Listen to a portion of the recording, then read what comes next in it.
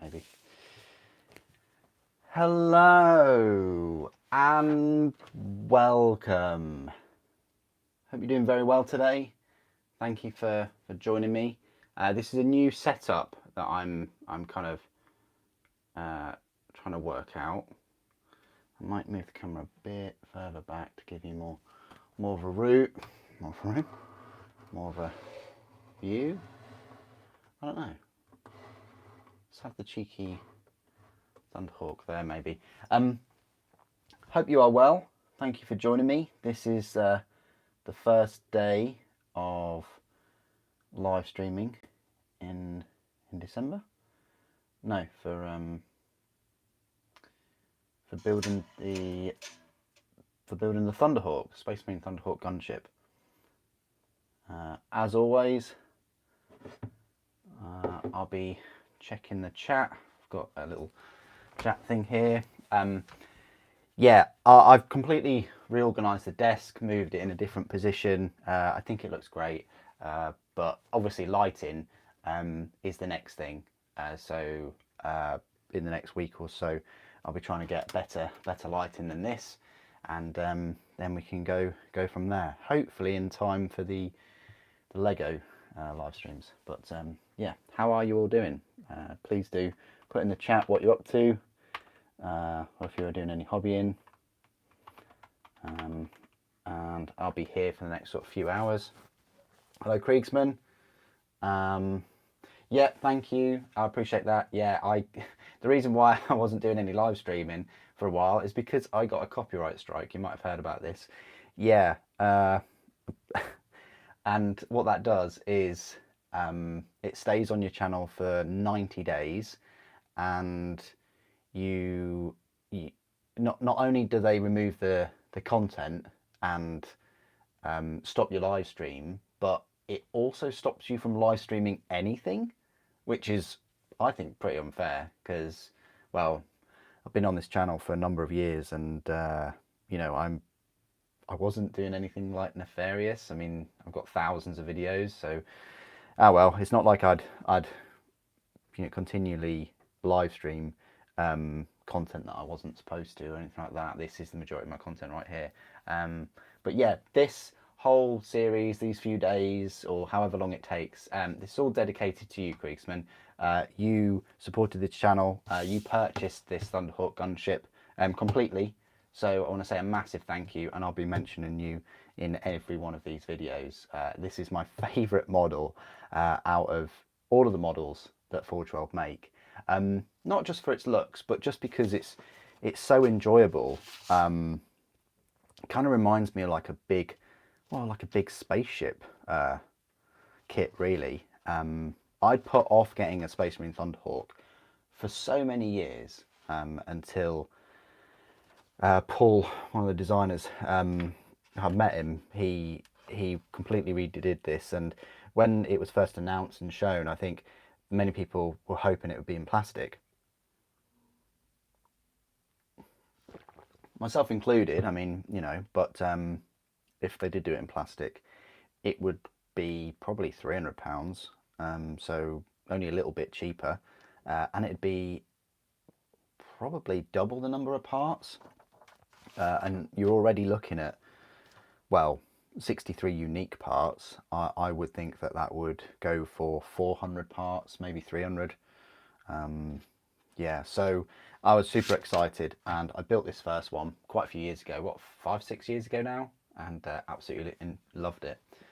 So I think this mat, Revan, is an A1 mat. I think I'd have to have a look at my Amazon purchasing history for this one.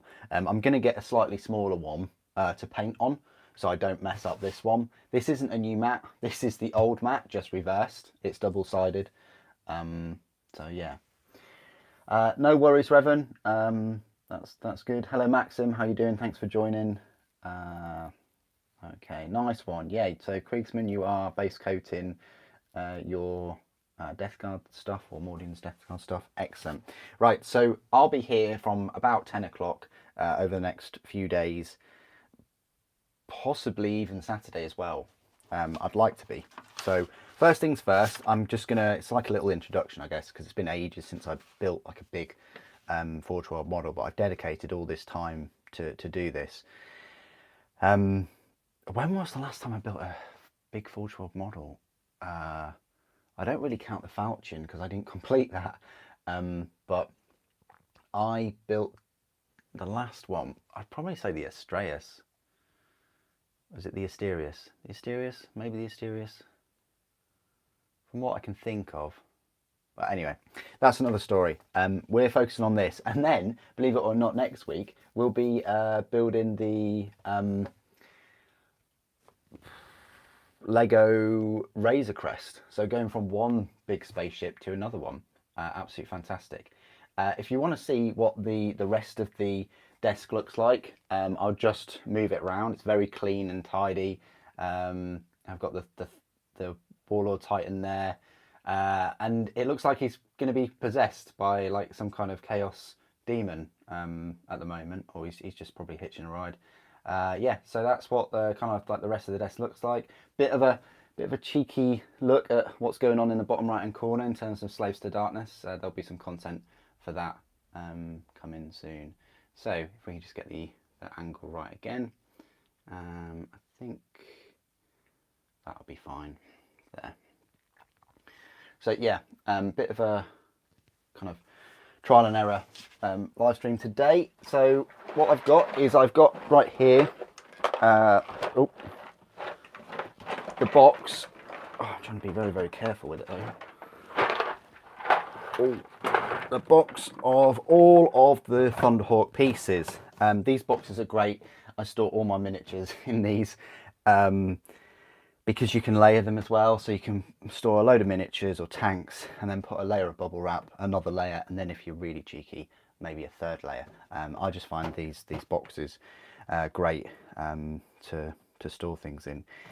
Yes, that does mean Super Saiyan stores his unpainted miniatures in empty Titan boxes. Okay, I get it, right.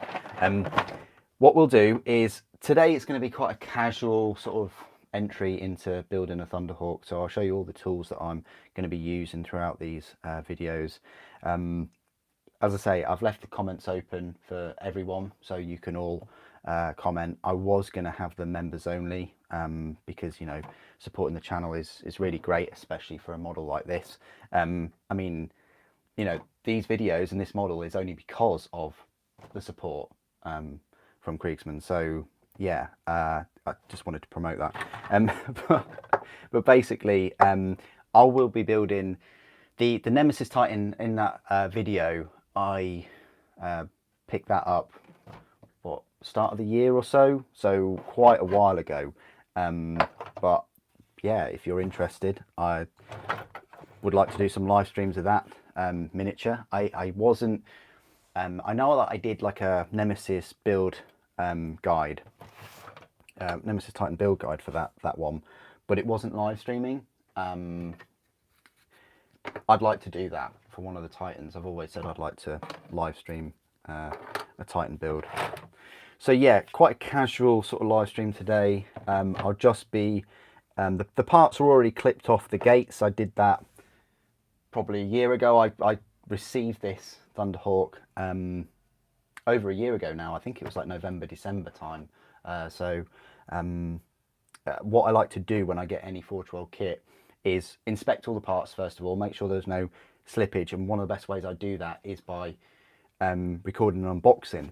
Even if, get this, I think it's a useful thing to do.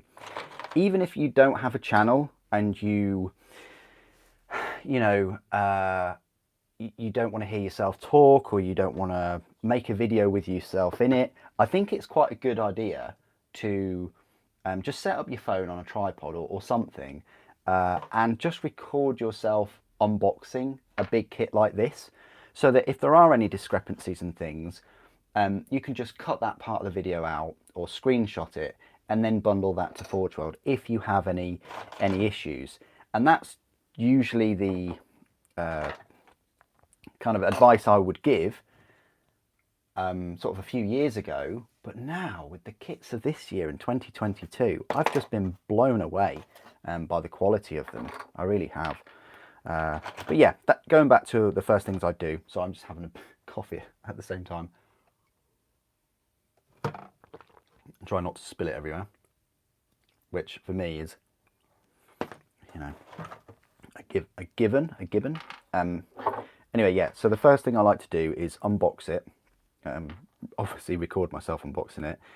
Checking all the parts, making sure I've got all the parts and that there's not too many issues with them. Then I like to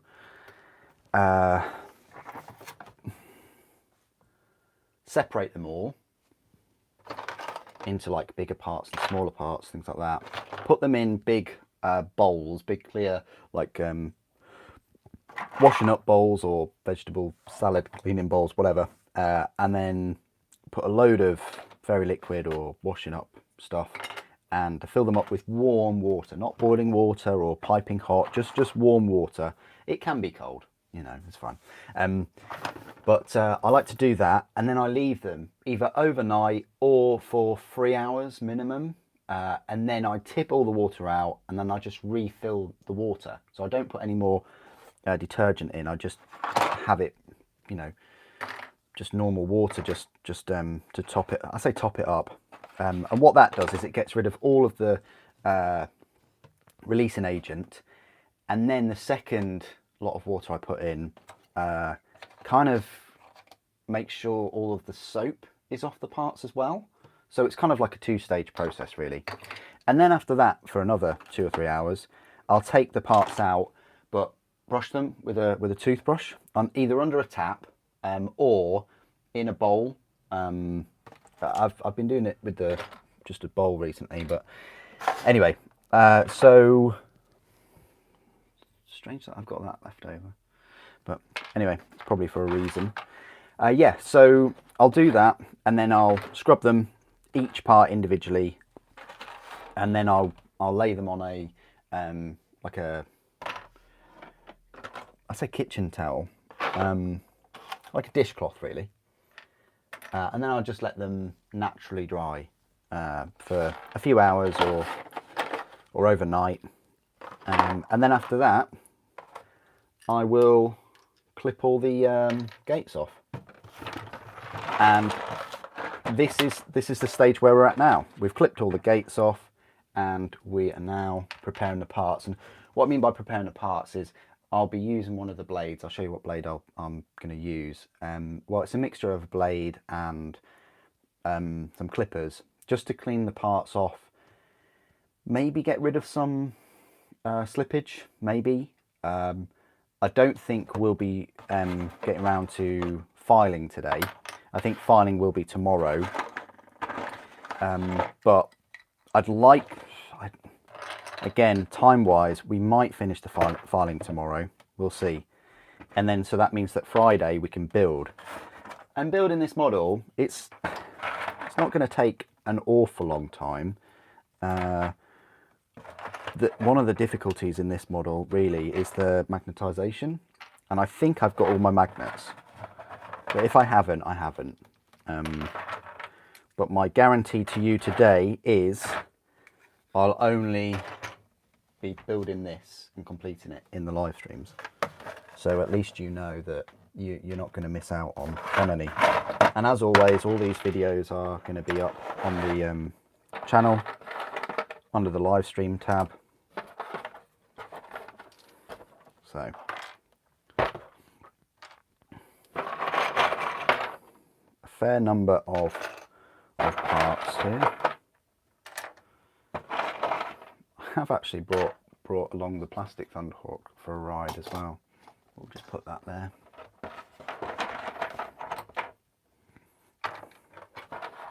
Yeah, so I'll be here for a good 3 hours this morning till about 1, half 1, and then I'll be back again tomorrow. My plan was to start this live stream yesterday, but things happened on Monday that took all day, and up until like yesterday afternoon, this whole hobby area wasn't really ready, wasn't really complete. So we're kind of going to organise these in sort of piles of parts, make them a bit more manageable. So the wings are quite large. The aerofoils, front assault ramp. Put the feet near the thrusters. How many thrusters are there actually? 16 retro thrusters. Yeah. I mean, they must be pretty powerful to lift the Thunderhawk, because it's a proper vertical takeoff craft, isn't it? So yeah, we've only got, I would say, maybe 90 parts in total. I don't know, about 90 parts maybe. So definitely a lot, you know, fewer parts than the old Lego Razor Crest next week. That's like, what, 6,000 something. But anyway.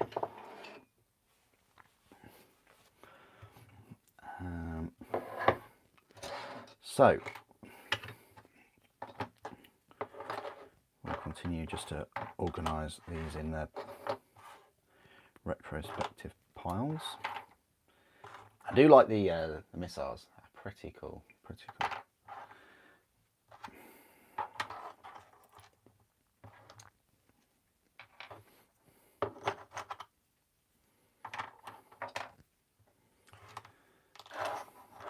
Yeah, as always, you know, if you can put a little comment on what you're working on today, if you like.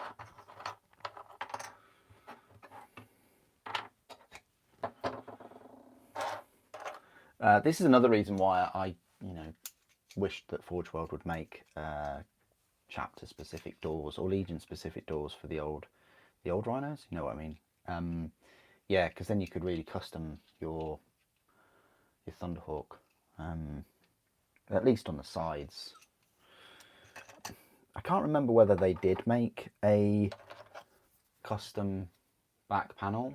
I want to say they did, but I might be wrong on that one. Yeah, anyway. Lots of heavy bolters in this kit, lots. I think we're running to 8 heavy bolters maybe. Yeah, good chunk. I mean, I'm very familiar with this kit now.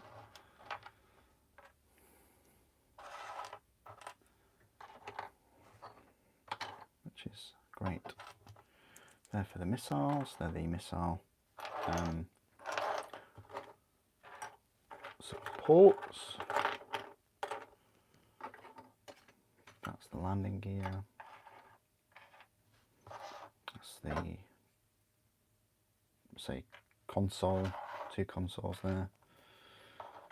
Heavy bolters, and then the side for the, I'm going to put that there, really. Where's the other? No, there is only one. Okay. These are the banks for the las cannons.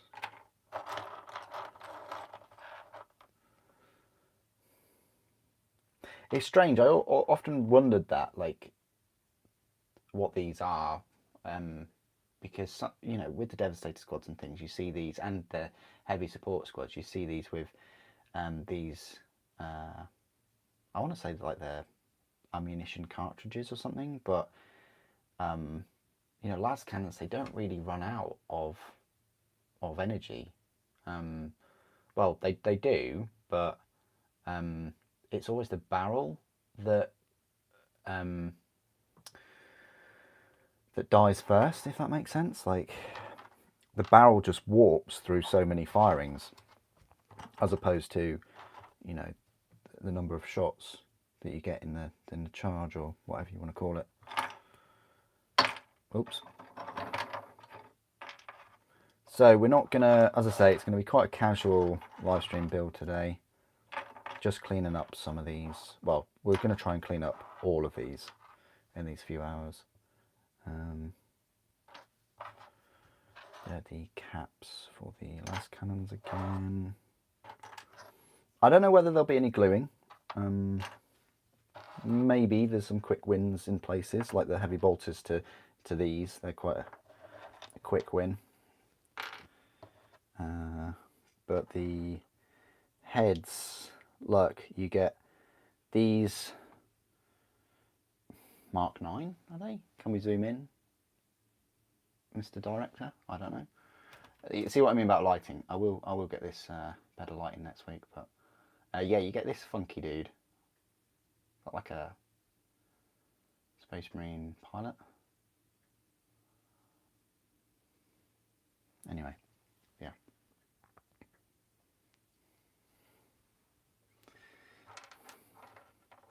I don't know whether it requires two to pilot. I would think one's a gunner and one's the pilot.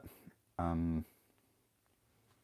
mean, in some of the novels I've read, where just one Space Marine takes a VIP somewhere, it's just been a pilot, but I feel a bit more comfortable if there's two Space Marines sat there. But oh well. This is another one of the aero foils, and that's about it. That's all the parts. I thought my desk was bigger, but when you've got one of these, I mean, yeah, it's going to look great with two. So yeah, appreciate that, Kriegsman. Right. In no particular order, I'll just go through some of the tools that I'll be using today then. So we've got, I've got this knife, and I've also got a Swan and Morton. The reason I prefer this one is because it's odd. I don't know whether I prefer these blades, but there's just more of a handle to hold on to. If you're, for plastic, this one, definitely. But for resin's much harder. And after a while of pushing on there or pushing on there, it really does your fingers in. Whereas at least this one. So my advice is find a blade that has an actual, rounded handle or something when you're attempting one of these kits, because there's going to be a lot of parts and there's going to be a lot of repetition, and the resin is hard, so it's going to wear your fingers away after a while. For clippers, you didn't see me clip these gates off, but I'd use some old clippers. I wouldn't use your Games Workshop ones or your Tamiya ones. I'd keep them special for your plastic. You don't want to, bend the actual clippers themselves, which, I have done there, as you can see. So yeah, for the resin like characters, yeah, go for it. Use your Tamiya, but for the bigger kits, I'd use a pair of cheap ones. You will see me go to this blade now and again though when I'm using the smaller parts. So let's just crack on, and then I'll move this pile across as we're building. So yeah, this is just like a casual sort of build a Thunderhawk.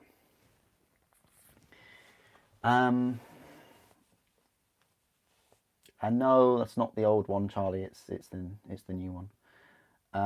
Is there a good way to take out the yellowing on the clear canopy? Not that I'm aware of. Like, the yellowing only appears on the frame. So this is a newer one, and I got this one a year ago. This Thunderhawk has not been out in the sun, but it does yellow after years. I mean, this is like 5 years old or so. The actual clear panels, they don't yellow, so it's just the frame, because it is thicker. I'm not sure whether the panel, the actual windows will yellow either, but they look pretty clear to me compared to the newer one. But you can definitely see the yellow in there on the thicker parts. And as I say, this one's only a year old, so nothing to do with being left out in the sun or anything like that. There's no, I don't know whether UV would affect it. I know that the sun affects like the normal resin. It does turn it a bit yellow if you have it in really bright sunlight. My best guess is don't leave your Thunderhawk canopy just like this. Actually paint the frame. I know, right? Super giving painting tips. But yeah, paint the frame and paint everything so it blends in with it. You could always put some Ardcoat on there to make it a bit more shinier. maybe that would prevent it on the paneling. But like I say, on the paneling that's not an issue, it's just on the supports. Another way is you could paint it, but it's up to you if you want to do that. And there's no need to magnetize it. If you glue everything correctly, it fits on there like a glove. It's lovely. Unlike the Stormbird. No, let's not go there. So right, let's crack on. Oh, it feels very good, Kriegsman. Thank you. It's very, very good. Never heard of Retrobrite. Never heard of that. But thank you, Twisted. That's really great. And these are the kind of comments that I wanna see and read as I'm building this. Is just, you know, help and support for anyone that's tackling this miniature, if you want to call it that. It is a miniature. So yeah, no, I'm very excited, Kriegsman. I've got everything set up now. Well, except for the lighting. I'll get the lighting done. But you know, I'm happy with the way everything's kind of turning out at the moment. I got a new chair, which I'm sat in right now, and it's beautiful. You know, and that's the thing, like investing in some items, furniture, hobby area, things like that you use a lot. You know, I'm sat in this chair a lot of the day. It's, yeah. Oh, nice one, Twisted Bishop. Nice one. Yeah, that's really cool. Thank you. Waiting a year to build a Christmas present. Well, this is a thing. I purchased the Razor Crest, the Lego Razor Crest. What was it, like October time? And I've only opened it for that unboxing, and that's it. I've been so tempted. You don't know how much I've been tempted to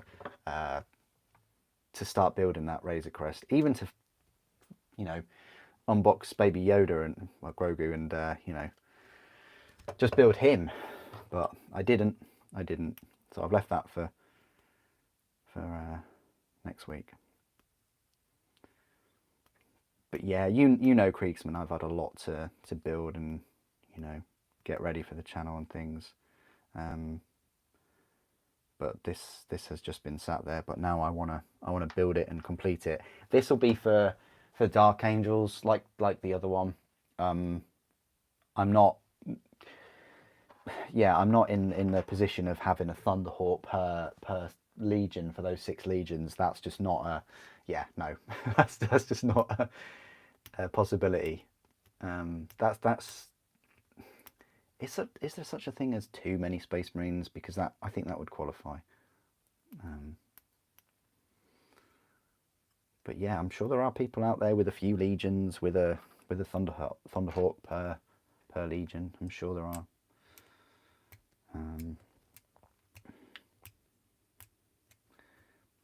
I know I've barely started building this model and things, but what would you guys like to see next? In terms of like a big model, would you like to see me? Because I built the Mastodon, and that's been a really popular video, the review.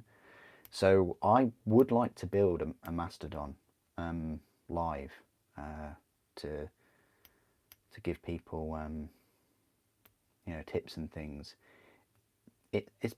I don't think it's like the go-to miniature for Space Marine collectors and things. I think a Thunderhawk would be more. You know, you pay a little bit more for a Thunderhawk, and it's a Thunderhawk, you know. Whereas a Mastodon, it's like, yeah, it's.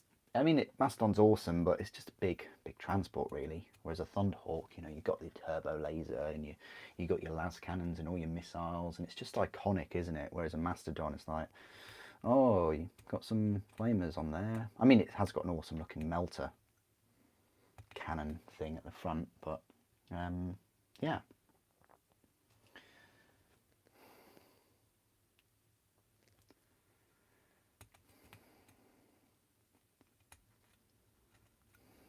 But yeah, if you guys want me to go ahead and with that, then happy to. Carrying on with the Horus Heresy team.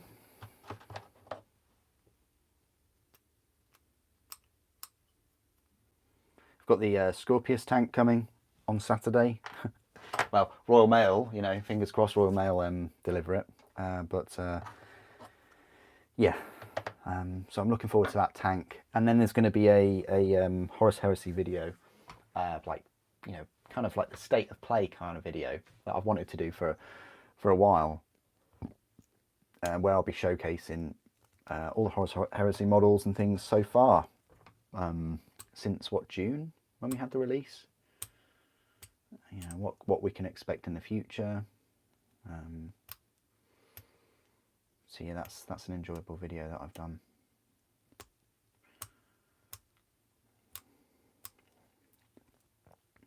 So Forge World resin rhino doors.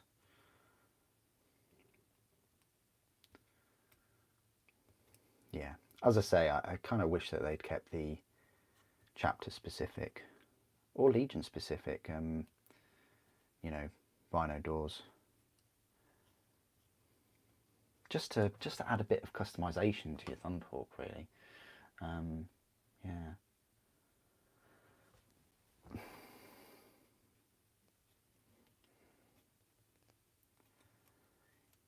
Yeah, that is odd, Creaseman. Isn't there two of those type of flyers though? I haven't looked at them for a while. There's the Marauder Bomber, and then there's is it the Marauder Destroyer?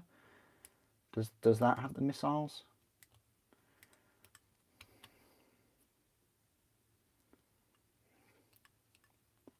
Can you equip the Marauder Bomber with missiles, or does it not come with them?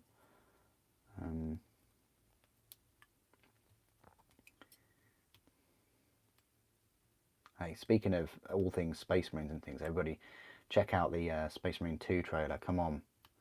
I'm really excited about that. That is a day one purchase for me, and I will be picking that up on release and live streaming it the day before. No, no, I'm not going to do that. But saying that, you know, I would like to live stream it as soon as I receive it. Surely I'd be allowed to do that, right? I don't know, maybe I send an email to, is it Focus? I can't remember. Or Respawn? I don't know. They just seem like familiar names.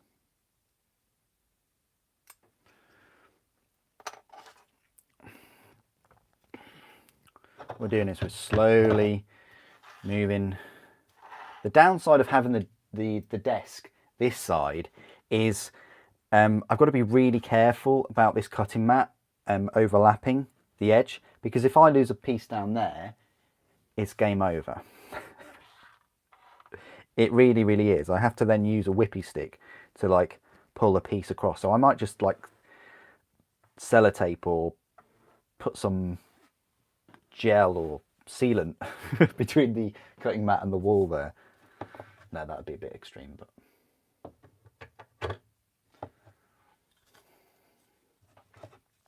oh yeah, it's excellent. Yeah, the destroyer doesn't either. It was a separate upgrade pack. Now out of production. Okay, interesting. Well, thank you for that, Creaseman. Yeah, that's an interesting take on it. Trailer was amazing. You're so much more excited to fight the Tyranids and Orcs. Yeah, but the thing about Tyranids, right, is do they talk in like British accents? I mean, come on, like, oi, Space Marine, like you just can't. You know, it's so iconic. Whereas Tyranids, you're just going to be like, it's just going to be hissing. So that's the one thing I will miss about it. But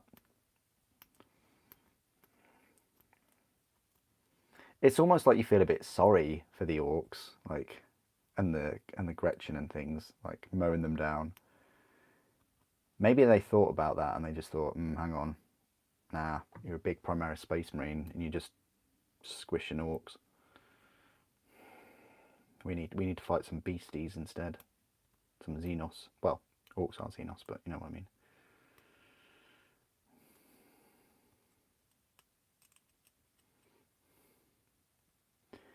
And is it more mainstream? I don't know. Like, are people more familiar with like xenomorph looking aliens as opposed to orcs? I don't know. That would be interesting to find out.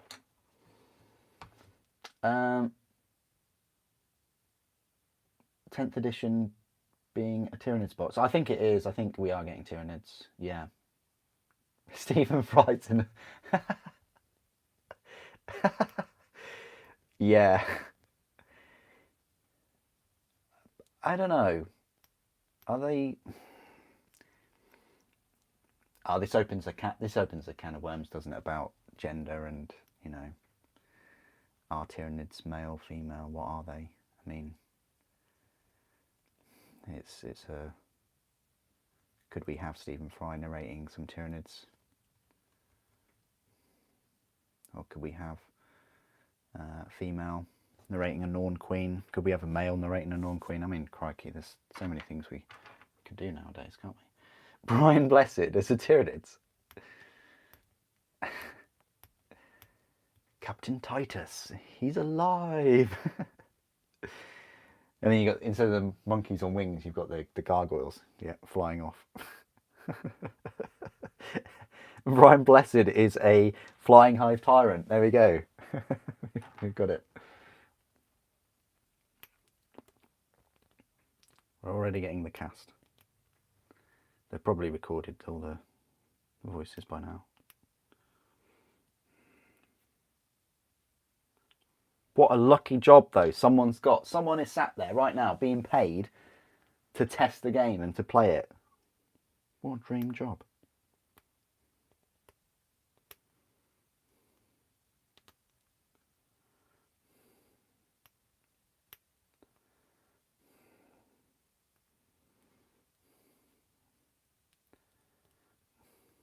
I just wish you could still get the first one. I know what people are going to say. Oh, you can get it on Steam, blah, blah, blah. Okay, I get that. But like on current gen consoles and things, you know, I definitely play that and live stream it. This is what I sometimes don't get.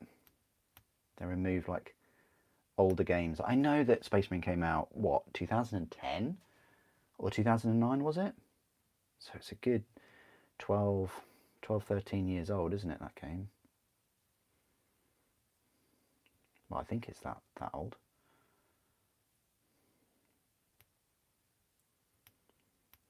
But yeah, it just baffles me that they completely remove it off stores and things. Meanwhile, The Witcher 3 gets its next gen update today. I think that was released midnight. So if anybody enjoys The Witcher as much as me, then yeah, there's that.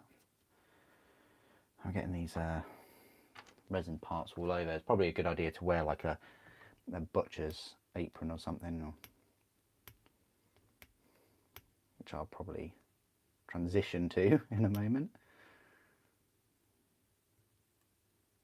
I mean, this, as I say, this is quite a casual live stream. I will be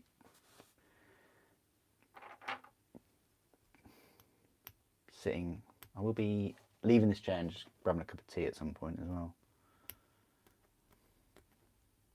And some biscuits because I've run out of mince pies. I owned some mince pies, but they were digested. So I'll probably go on a mince pie run later. I don't know about you guys, but I really enjoy the co-op mince pies. As opposed, I mean, yeah, Tesco ones, not really huge fan of. Waitrose ones, no, not really. But the co-op ones, surprisingly good. Yeah.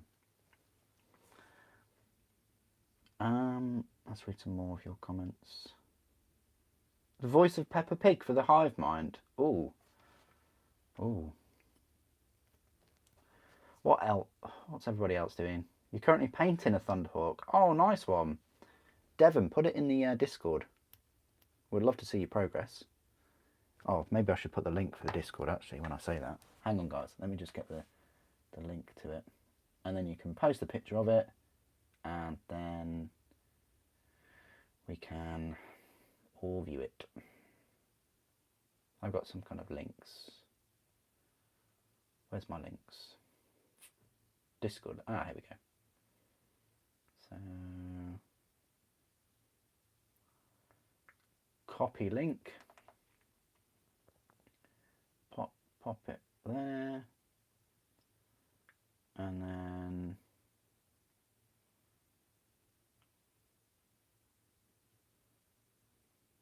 hey, hang on. Pin. There we go.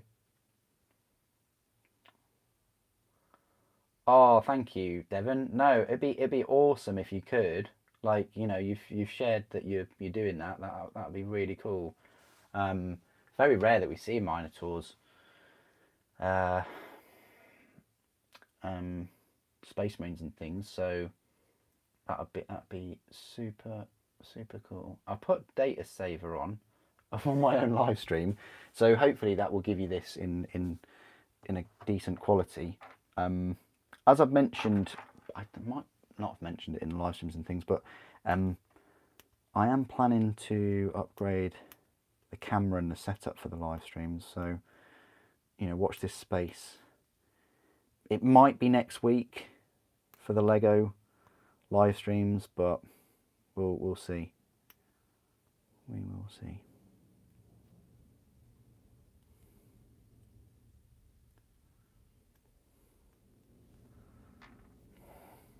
Okay, that's all the thrusters done.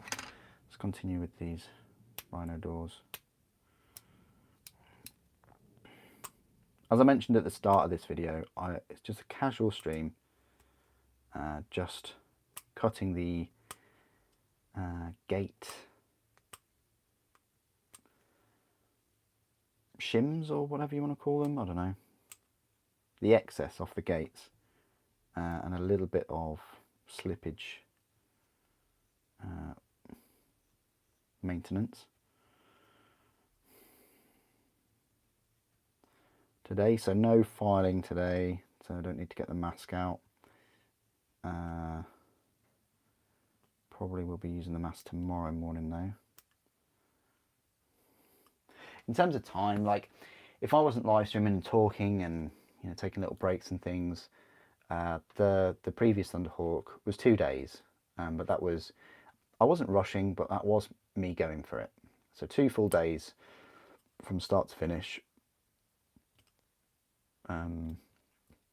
If that's all you focus on. So just complete hobbying on a Thunderhawk for 2 days, it's possible.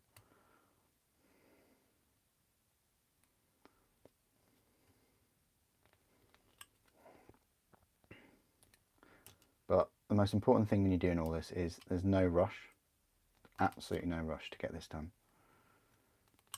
It's a model that's very expensive and iconic, and you want to take as much time as you possibly can. You know, even if you've got some kind of, I don't normally say this for the big models, but I will. For the big models, even if you've got like a game or something you have to have a Thunderhawk for, reschedule the game. It's, you know, it's worth spending time on these ones. And that's the same for Warhounds, it's the same for Warlords, Nemesis, you name it. Spend the time on this model, because you might have it for a number of years, or you might only have it for a few months before you have to sell it to then pay for gas and electric, who knows. You're working on some old guard, nice one, Tougher Years, nice one.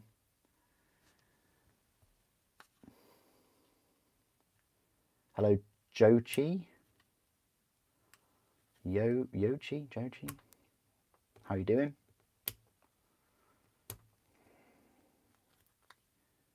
Already there's a bit of fatigue going on with that blade. The moment you start to feel like impressions and things from using a thinner blade, switch to one with a handle, if you can. Your fingers will thank me later. Definitely, Kriegsman, definitely. And the thing is, I'm probably going to spend longer on this one because you purchased it than I did on my own. Because it's a gift at the end of the day, you know. Will I be able to tell the difference? Yeah, I think I will. Like, that's another thing that I thought about. Like, I'll have two of the same. I'm sure I'll be able to tell the difference between them.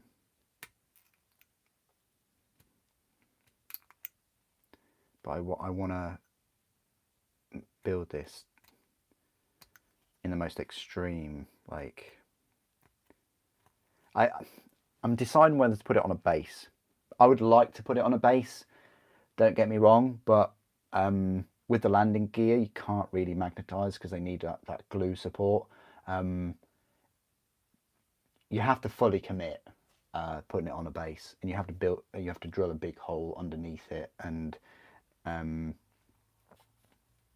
I always said that if I was going to get a second one, though, I would put it on a base. So I might be calling up Leaky Cheese and asking him the best way to go about base.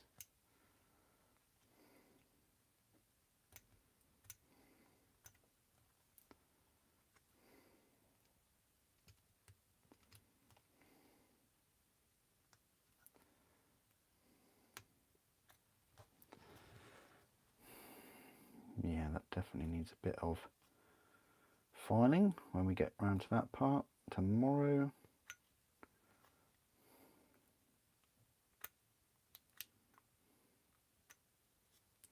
Yeah, thank you for all the comments and things. It really does help the stream out and the channel out.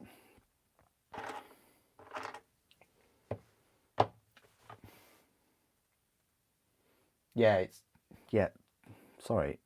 Yeah, this is the second Thunderhawk because there's one there. Yeah, sorry. Well, I mean, technically it's the third one. But yeah. Can you deploy it in a squad? Like a squadron? That's a really good question, Revan. I don't think you can, because it's a Lord of War choice in Horus Heresy. So no.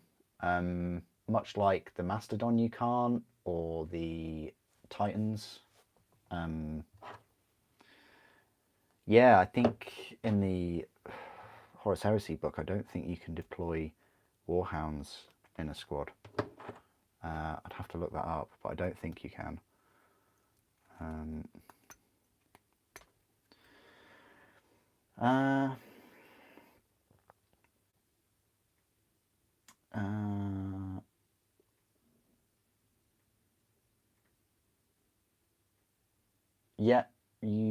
Yeah, nice one. Good. Why not land in position mid-air? Yeah, that would be good. In the pipe 5x5. Yes, that would be good, wouldn't it? Like a landing position rather than a... I kind of want to have it banking though, because then I would probably build a Space Marine holding onto a rail in there or something, like looking out. That, you know, one that I could magnetize or just fit on the assault ramp. That's what I'm thinking of, and it's probably going to be an assault marine or something. That's why I would have a Thunderhawk kind of banking, but you know, we'll see that one day. We'll see.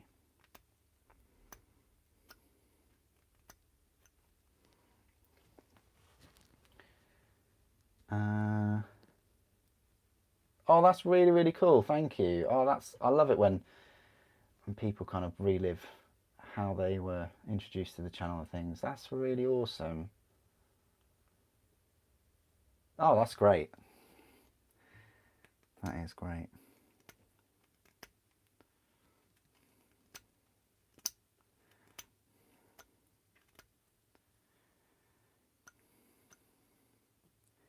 yeah, we've definitely, I don't want to use the word been spoilt, but we've had a lot of fantastic miniatures. If you look back from when this channel really got going in sort of 2016, 2017, I'd say last 5 years have been a nice golden era for it. Yeah, we've had Primaris and things, but you know, Horus heresy wise, all the Primarchs and the Custodes. I mean, you know, I never envisioned that we'd actually get Custodes models, but it's because of Horus heresy that we did. You know, would Henry Cavill be into Warhammer if they never released Custodes? That's the question.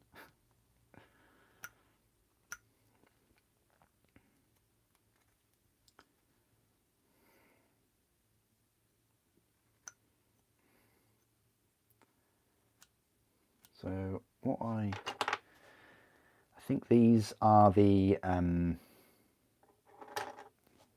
not, these are the flaps, I think, rather than the aerofoils. But on here they call them, oh, ailerons, there we go.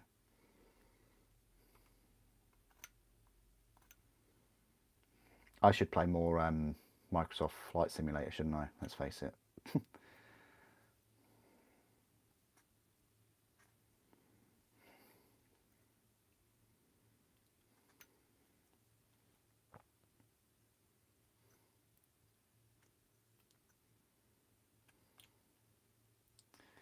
As I said, this isn't a race. This is a journey.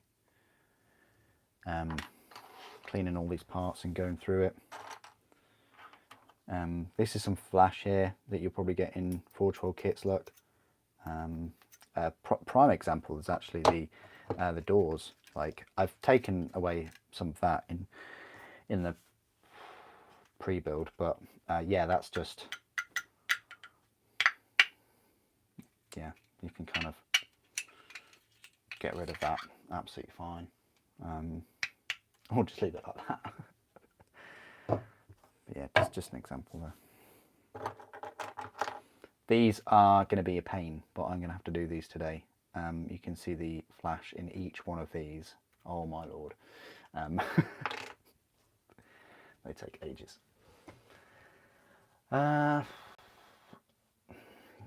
So is it true rules wise that you can't use Primaris Marines in this kit? I mean, you can, like, before putting like a post about rules, well, what I do if I'm unsure about everything, well, anything, is find out myself first. Like, I would always, yeah, rather than sort of like make a statement, but yeah, you can put Primaris in it, and the same for a Stormbird. It's just a Land Raider you can't. So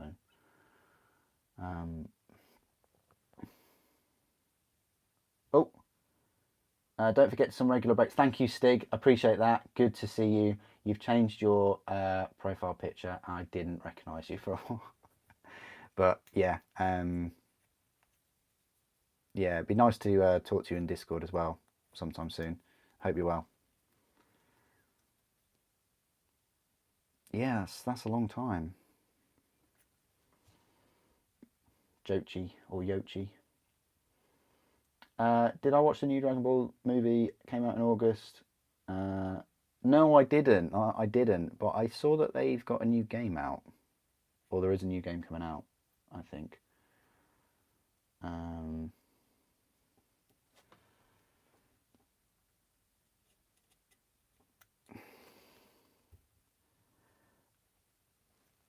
Yeah, it is. It is silly. Don't get me wrong, especially when the vehicles are. I mean, yeah, it's clearly not a size reason, is it?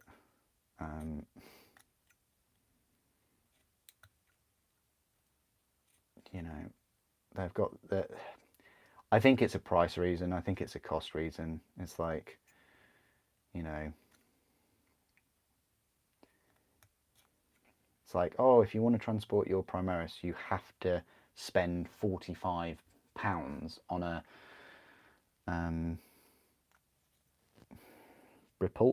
impulsor, something saw, Excelsior, I don't know. It's something, but you have to spend money if you want to transport them around.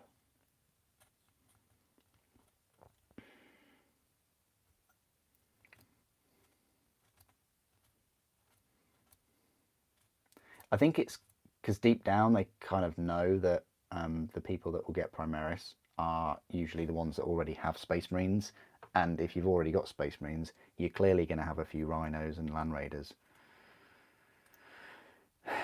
You know.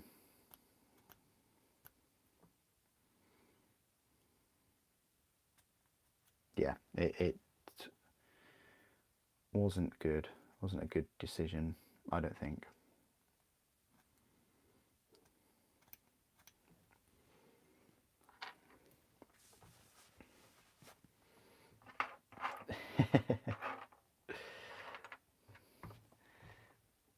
Yeah, they definitely should have had backwards compatibility, Revan, definitely.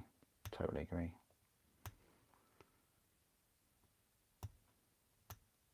Because they're Space Marines at the end of the day, they sell more Space Marines than any of the other armies joined. You know, get rid of that silly rules limit restriction, and you know, if people like the look of a Primaris Impulsor or a Executioner or whatever they are, then they're gonna get it. You don't need to kind of like, yeah, no one's forcing anyone to do anything, but you know what I mean, like rules wise, you shouldn't need to restrict people like that. I think one of the reasons is because we just weren't really used to that kind of strategy. I don't know what you call it, but we're not really used to that. And what I mean by that is, you know, are we in 9th edition? I think we are. Even, you know, the 9th edition codexes, you still got normal Space Marines, like regular Space Marines that have been around for 30 years or so, that we can still use. And that's the thing, we can use like models from decades ago with their corresponding transports, and then all of a sudden have Space Marines, because that's what they're labeling them as, you know, actual Space Marines. They somehow can't use a couple of the vehicles. Well, it's not even a couple, is it? I don't think they can use Storm Ravens. I'm not sure about Storm Eagles, but yeah.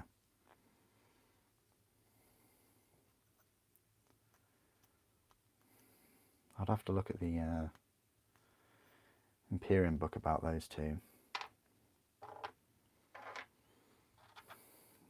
We are just going completely random with the old preparing parts now.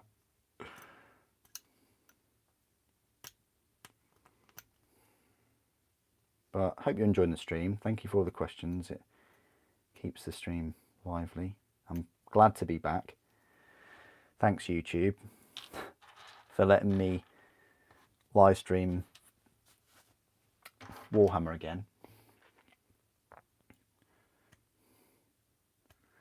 And apologies to everyone that's missed out on a number of live streams over the past couple of weeks that I had planned to do. I think I updated everyone on Discord as well when that was happening. Because I really wanted to live stream the Slaves to Darkness. I've pretty much built them all now, so yeah, at least I was able to live stream the Demon Prince. So there is that.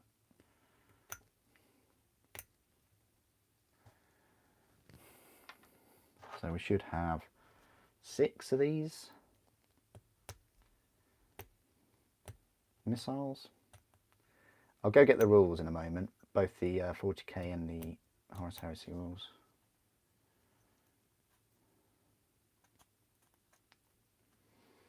And I think I'll take a break at 12 o'clock, if that's all right, guys. Just a cup of tea and biscuit break.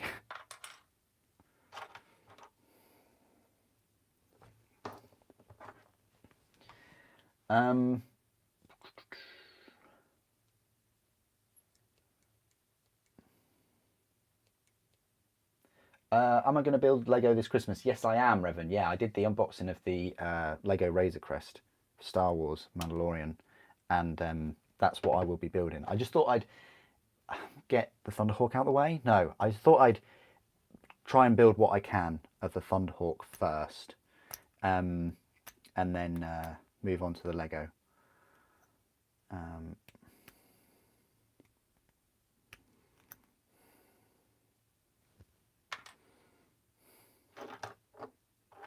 But yeah, it's a bit of a tradition building Lego over Christmas. I like to get a big Lego set. I have done for the past 2 years, and this is the 3rd year I'm doing it, and I enjoy it.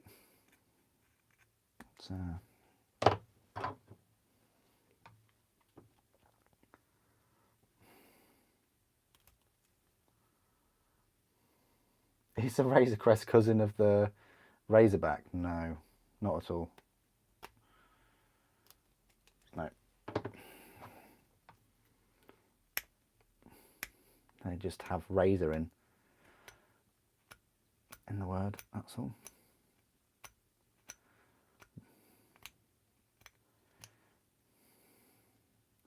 What came first though? That would be interesting to find out. In the comics, did Star Wars invent the ship a Razor Crest? No, it's got to be the tank, hasn't it? That must have come first, the Spaceman Razorback.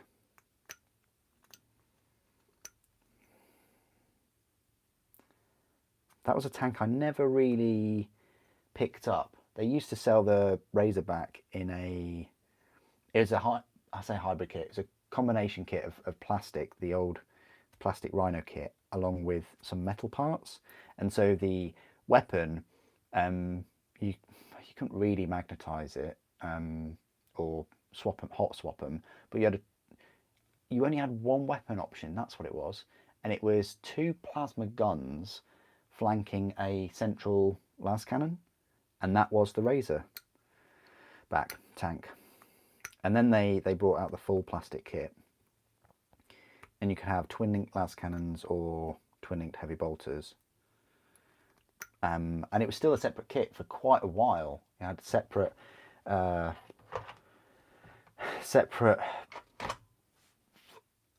Razorback kit and a separate Rhino kit, and in the end they just combined the two.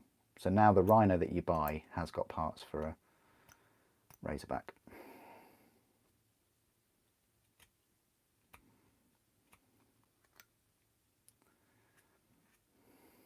Did they ever have a Chaos Razorback?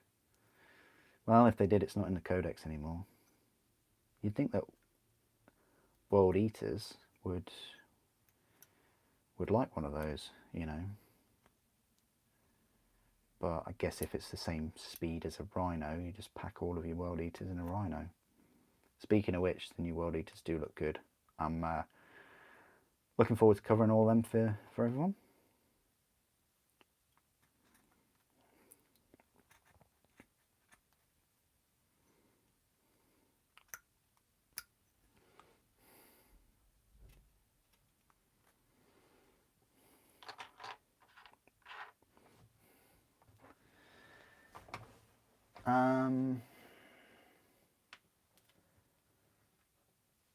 Yeah, probably is, yeah.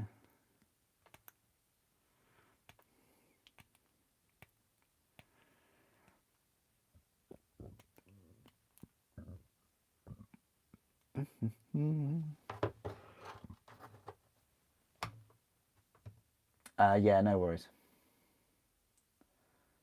3rd edition, yeah, I think I got involved in 3rd edition. Or was it 2nd edition?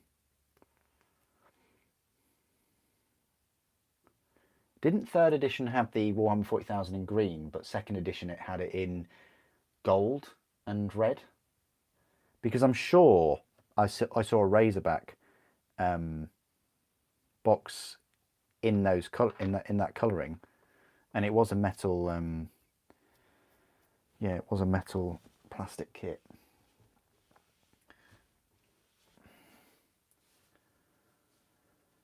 Why are regular Chaos Marines not in the troops? Do the World Eaters have 0 bolters? Yep, pretty much. It's either chainsaws, chain axes, or your hands. That's it. Why carry bolters when you can just hurl abuse at your enemy and shout at them?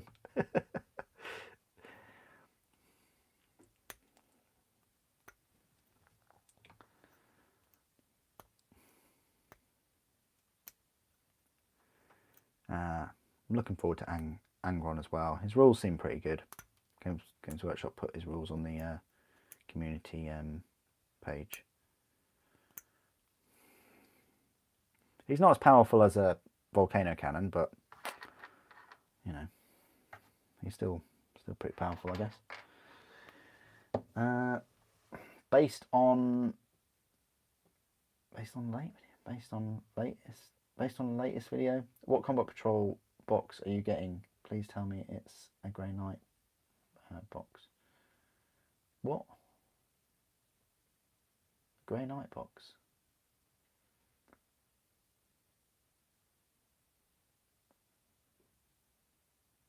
Are you talking about the Techno-Archaeologist one? The one that I made public today? I think I mentioned that I get 2 Mechanicus Combat Patrols at some point. I will get a Grey Knights one and an Eldar one. But they're like on my list of things to get. They are really, really far down at the bottom. Yes, I would finish those armies with those items, but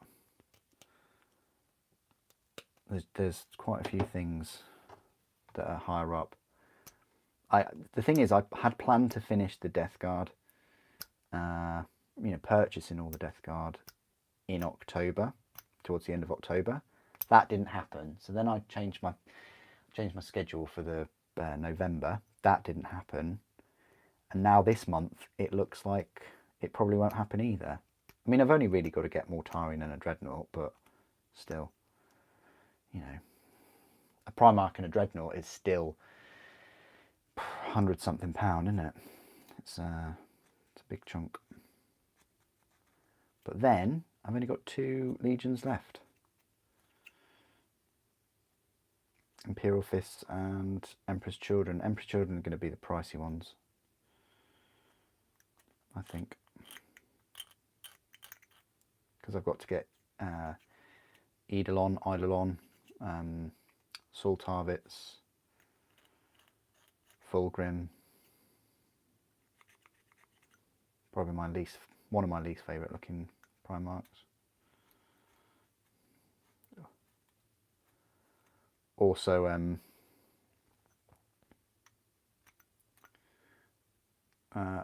Horus Lupercal, souped up version, Giga Horus. He's going to be released soon, I would think. They announced him quite a while ago now.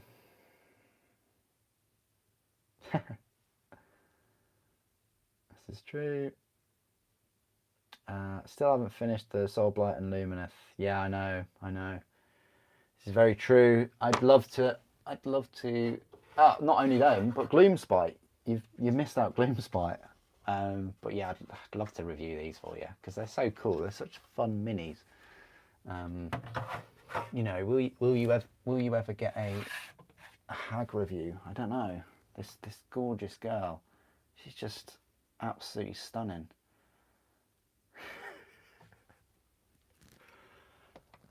She has to feature in every live stream now. That's like the law.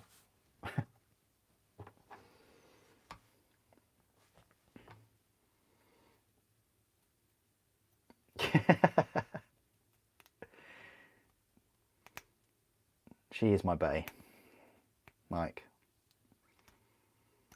if I could keep one model out of all of my models, it would be the Troll Hag. well, either that or the there's so many names for miniatures now. The Rogue Idol. It'd be either of those two. I didn't show the main Rockstar. Oh yes. Okay. Well, that's because everything, it's really tempting. Everything's closer to reach now, and he's got a lot of dust on, and I've de-dusted lots of other things, but yeah. Here he is, the Rogue Idol. Oh, he's so chunky and heavy. It's a proper unit. Is he heavier than a Metal Dreadnought? I'll have to get my scales out for that one.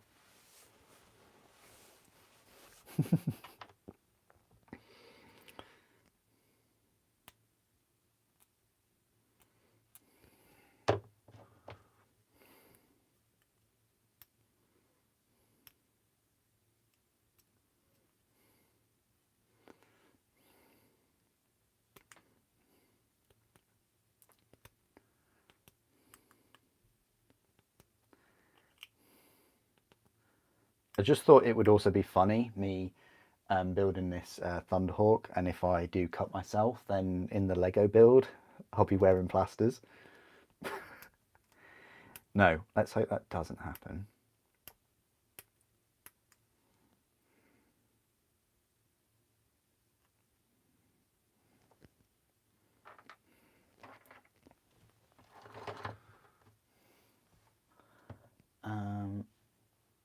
Yeah, definitely channeling Revan, Zero Energy. Yeah, they'll be on their way, those reviews. When Games Workshop takes a break. Thing is, I've got so many unboxings and reviews for all of them, just sat there.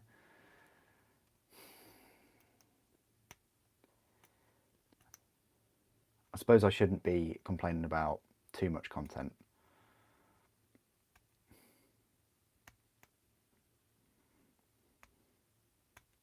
When I first started creating daily content, I thought, yeah, I'm going to run out of content quite easily.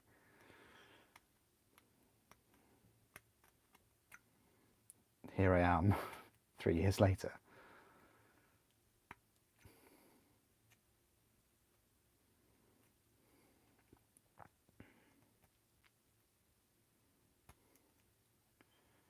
Yeah, so if I can get the live stream, better lighting, and maybe put some music on as well, so it's not just like these silences that we're getting now and again. So that's the plan. Took me a while to make that decision, but what that means is I'm going to be investing a lot more into the channel, and I think I can because I've got enough content. I think that was one of the sort of factors that helped me make that decision.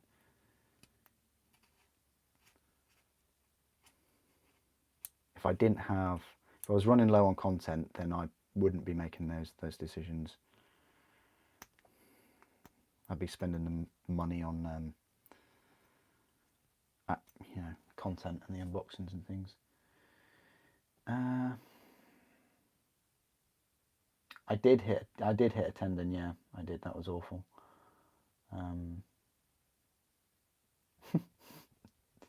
It is dank. Oh yeah, definitely, yeah, Revan. The chances of getting blisters from Lego, yeah, especially Technic Lego. Wow.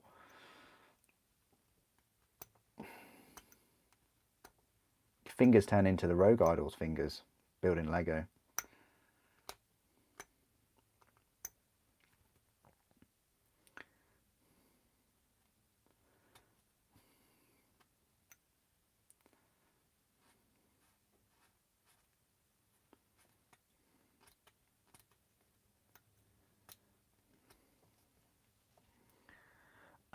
So on a scale of 1 to 10, how bad is the building of the Thunderhawk going to be? Oh, 1. It won't be bad at all.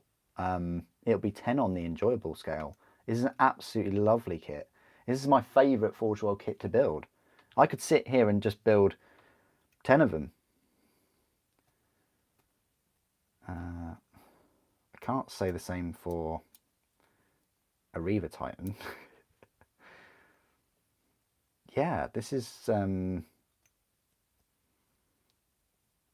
asked what my favourite kit was. Like, for looks, but also the build. Because for me, the build is one of the bigger factors, I say. Painting, it's a Spaceman vehicle at the end of the day. They're not really... It's not like a Gloomspike Gitz army, is it? Let's face it, or Archaon, or Lariel. It's just armour panelling. So paint-wise, I don't think it's going to be super enjoyable. But the actual build and things, the designer did a fantastic job. And I'm glad I took a chance on it.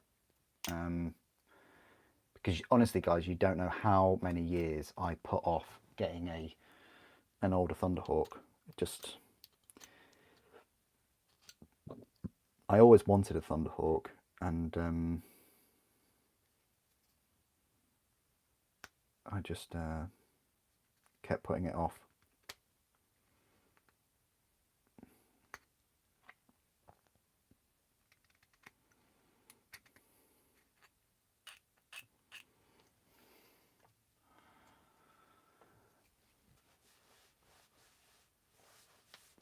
$10 being whatever the heck building a Warlord Titan is. I'd say the Warlord is a 9 in terms of enjoyability. It's a decent enjoyability, that one. I'd say it's more enjoyable than a Nemesis.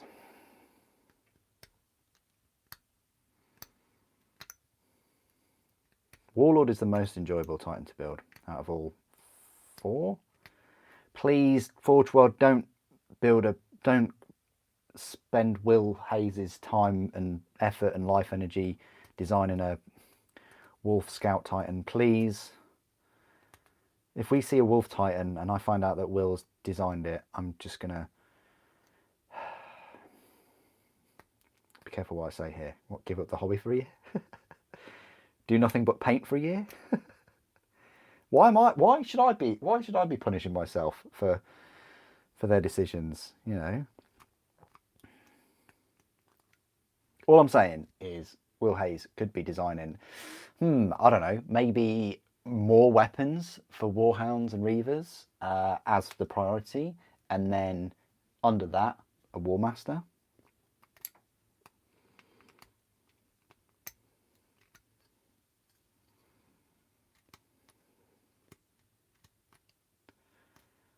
Can't believe I'm going to have to turn on another light. It's only 12 o'clock or so. Did this the other day here in Norfolk. It was about 2 o'clock in the afternoon and it's so dark.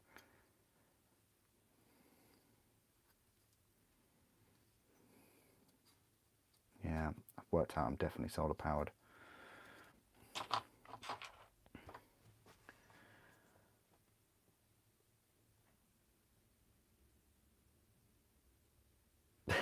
You did, Kriegsman, you did. Yeah, but you kind of said it in a way of, oh, what's your, if you could get one model, what would it be? Like, what's your favourite model? And instantly I said this.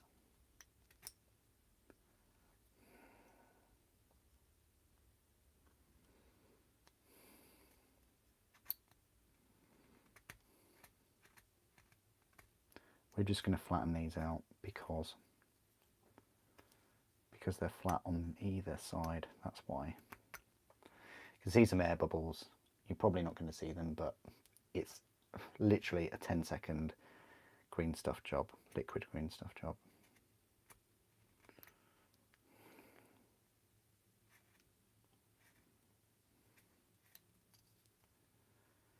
I mean, I green stuff plastic kits that are 10, 20 quid, let alone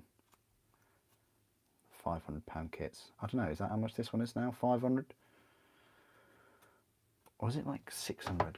I said I'd get the rules for you guys as well. I will do. Hang on a minute. Let's just...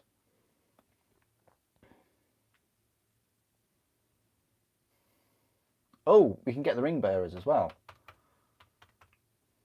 £549. There you go.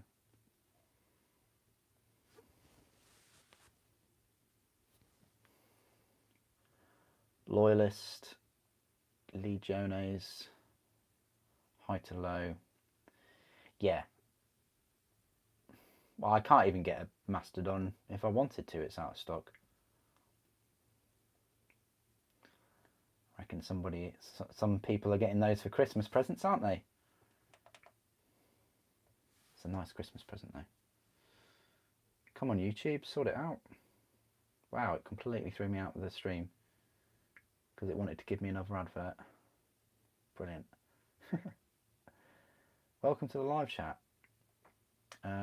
It's sunny in the south. Nice one, Major. Nice one. Come on, I should be able to. If Forge World announced limited run of Warlord Titan, how fast you could be to hit that pre-order button? A announced limited run of what are you saying? Like the current Warlord Titan that they're making, they've what, suffered a head injury and then they've somehow decided to have it limited. I don't think they're going to do that. But in the unlikely event that they somehow decide to limit the amount that they're making, which limits the amount of money they make, this is really bizarre. Like, it's such a strange scenario why a company would not want more money. But anyway, I'll humour you. I wouldn't get a third one. No way. Nope. If they brought out a Psi Warlord Titan though, a Warlord Psi Titan, whatever, I'd definitely get one of those. That would be the third one. Yeah. Because Warlord Titans, they don't have to travel around in pairs. They can just go it solo. But if you're going against Tau, just make sure one of them has some Vulcan Megabolters on its shoulders. I'll tell you that. So yeah, the Warlord Psi Titan could just be stomping around on her own.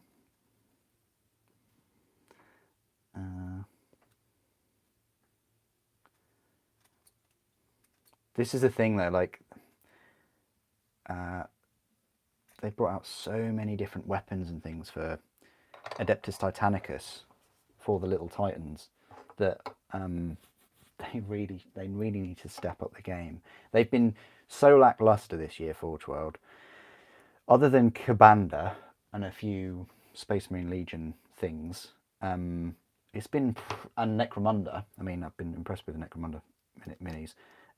They have been lackluster this year. I'm hoping next year it's going to be something big.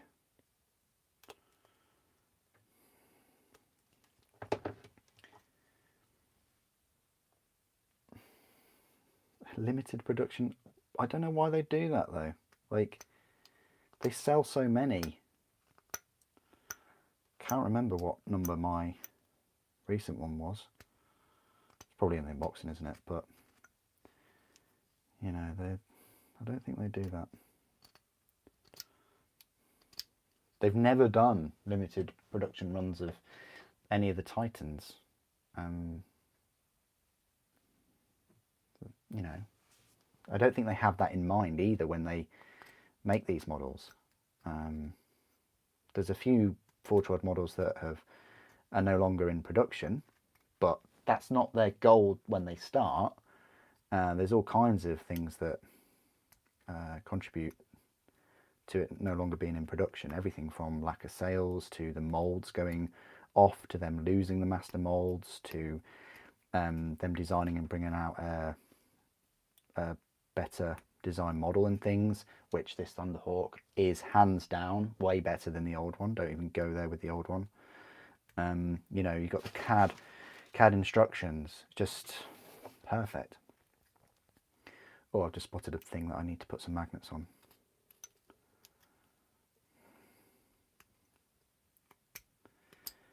I'm going to go for a little break in a second, just to get out of the chair. I'll go get a hot drink, a couple of biscuits. And I'll be back with the rules as well. I mean, if you were interested, you know, it's very doubtful that you'd use a Thunderhawk in game anyway. It costs a lot of points for what you get. I mean, it'd be great as a terrain piece, maybe, or as a narrative piece, or, you know, part of a diorama. Oh, ascended. There we go. That was the rule. That was the word I was looking for. Horus ascended.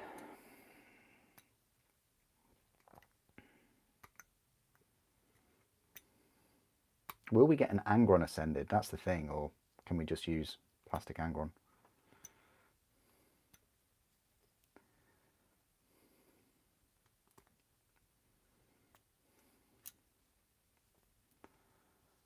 Okay, this is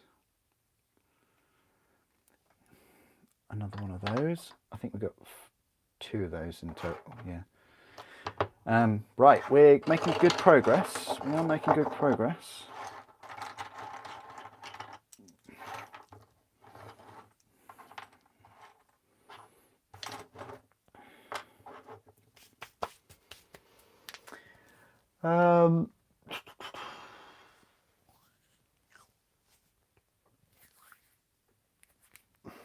The logic of limited production is that the product end up in customer. I hope no products end up in customers. Instead of being a shelf warmer. What?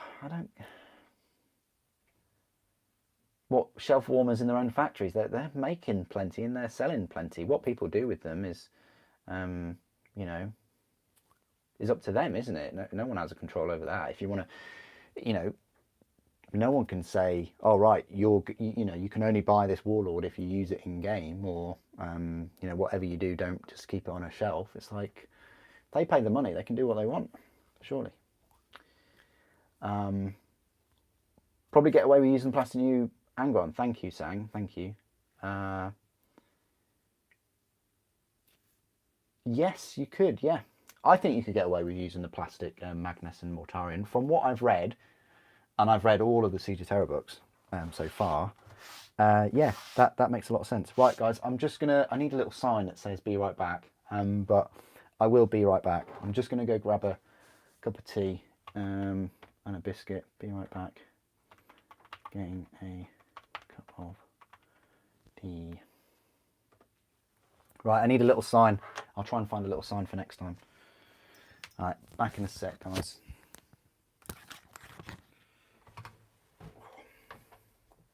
If I can get out of this area. Thought I'd have more room here, but I guess not. Oh, good timing. Good timing, Spambot. I caught you.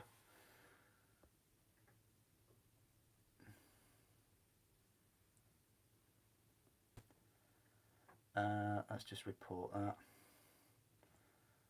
Let's do that. See you later.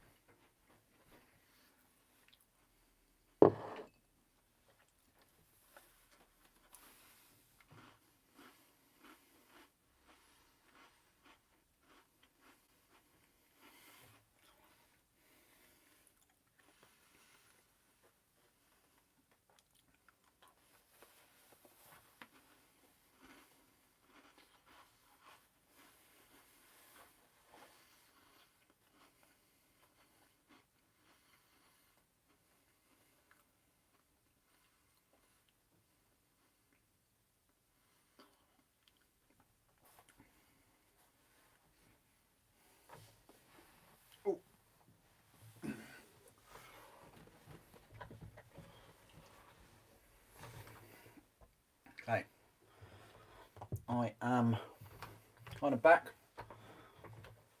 for round 2.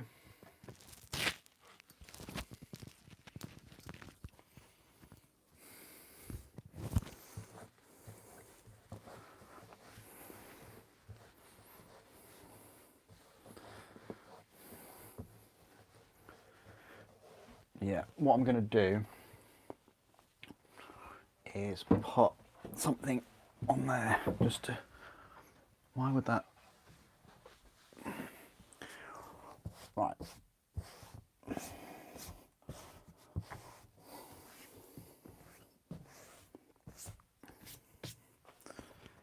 Hang on a sec, guys.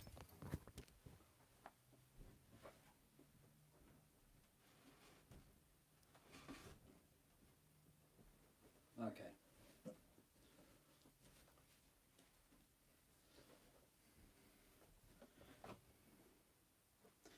So I've got like an apron thing. You heard a biscuit? Wow. Yep, that's good that it picked up a biscuit.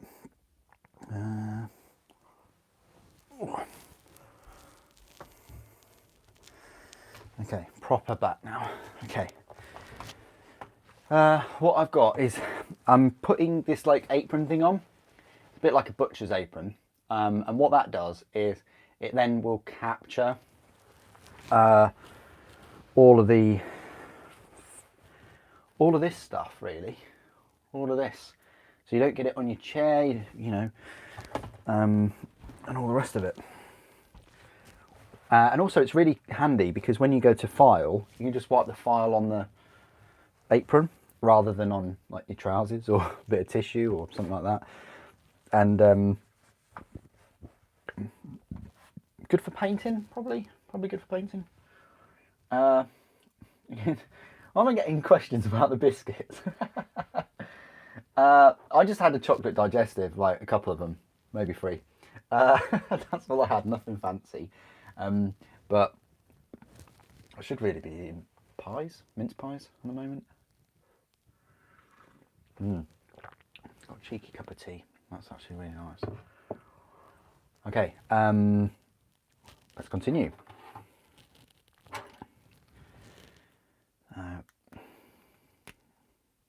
I think I'll finish cutting these parts off today. I wouldn't normally wear an apron type thing, but because this is a big project, I'm kind of condensing it all. If I'm just building like a single like character model, I wouldn't do this. But this is a bit of a project.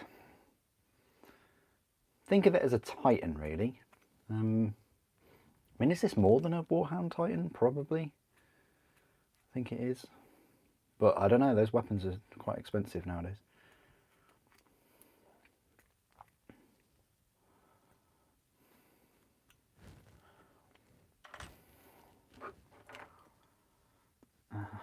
Baking resin with super.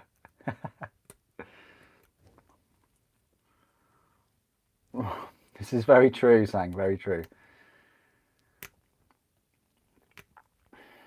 Cup of tea and a biscuit. Oh.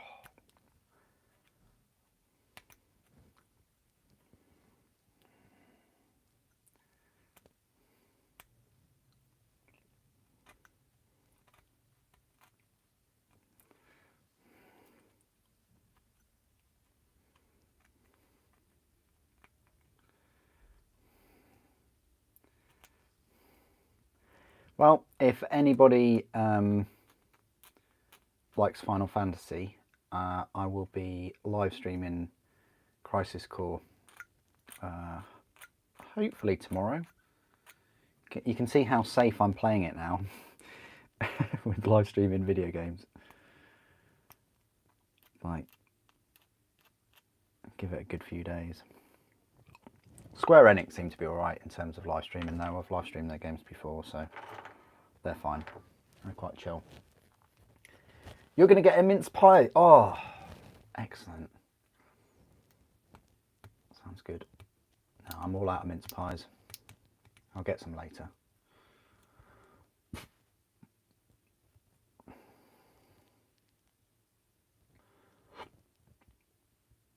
I always thought that was a bit odd that you can't really get mince pies throughout the whole year, but you can get hot cross buns. I mean,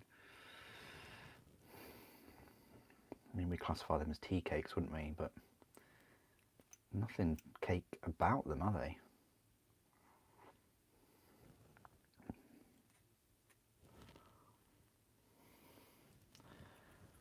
Just check the release date. Thank you. I think the release date, I think it was yesterday. I think the release date for Crisis Core was yesterday, yeah. So 2 days after. Should be okay.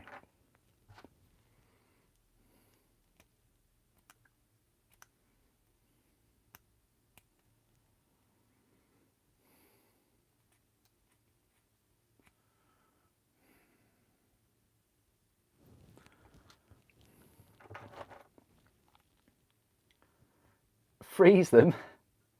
Freeze mince pies? No way. I never thought about doing that.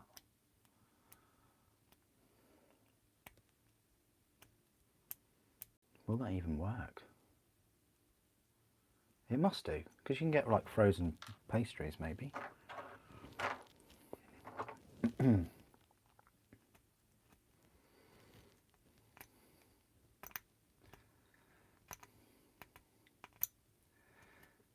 So, will 2023 be the year that we get Primaris Terminators, the return of Lion, L. Johnson, and the Primaris Super Heavy Flyer, the Overlord?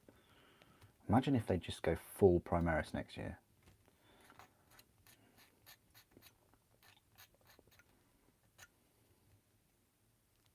I wonder if an Overlord will feature in the Space Marine 2 game. They've sometimes done that in Warhammer games. They've had miniatures and things. Well, they've had,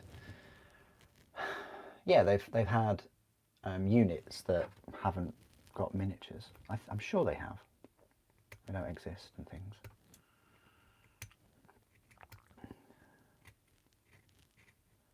Well, yeah. Space Marine, the original Space Marine, that had a Warlord Titan in it, didn't it? A Lucius pattern, of course, but we didn't have a model for the Warlord back then.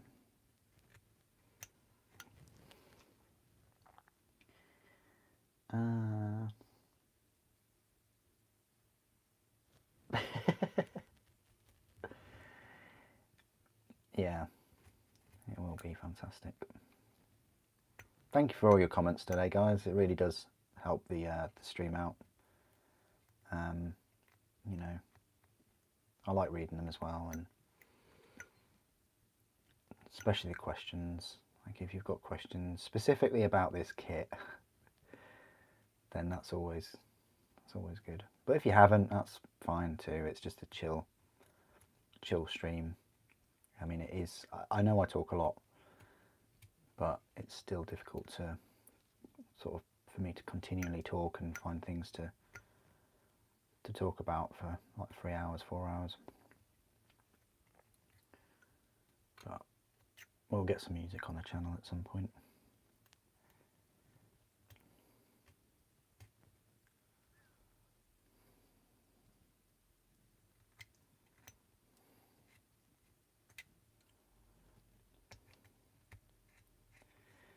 Yeah, I did pre-order those Gloomspike Git minis as well, the Grin Crack.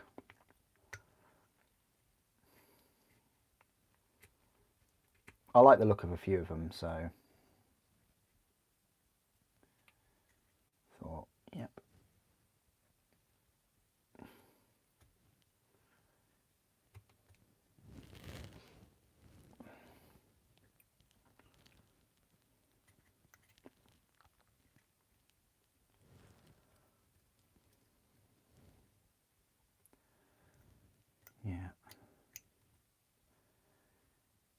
yeah, I'm not thinking there'll be any puzzle elements to the game either.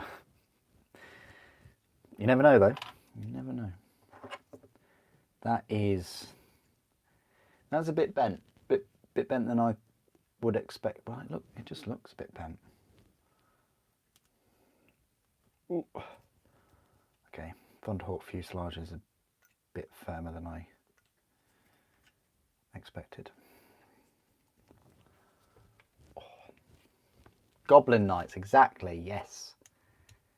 Yeah, I can't say no. When these creatures are using a squig on a stick as a weapon, like I can't say no to that. I mean, that's just...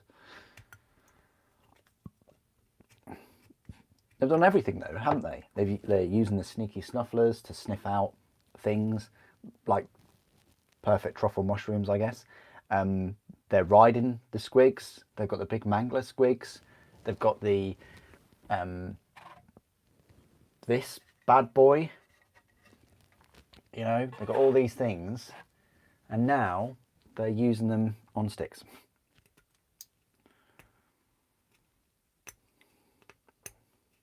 And they announced a new book, didn't they? A new novel by none other than Andy Clark as well. So that's gonna be fun, I think. Ah, this is very true. This is very true. But surely there is only one weapon. Brother, fetch me the flamer, the heavy flamer. Because like chainswords, I mean, boring. Chainswords break, teeth break off, power cells deplete.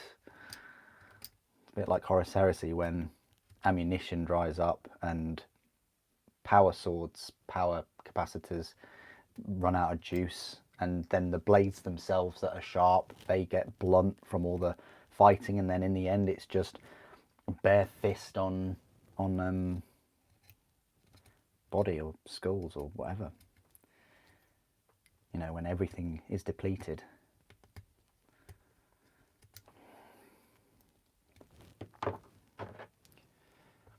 And you probably find yourself in that situation with Tyranids, an endless swarm.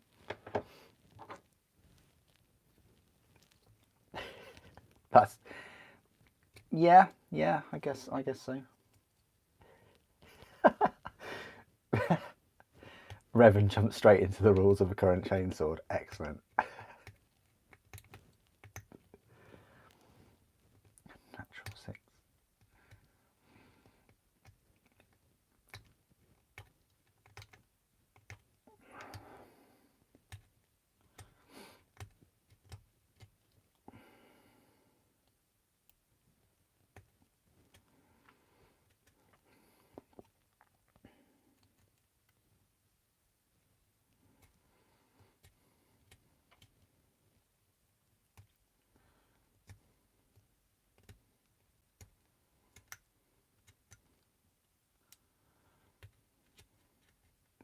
The lore is a little bit fuzzy though when it comes to orcs and Tyranids and things. Like, weren't the orcs created, or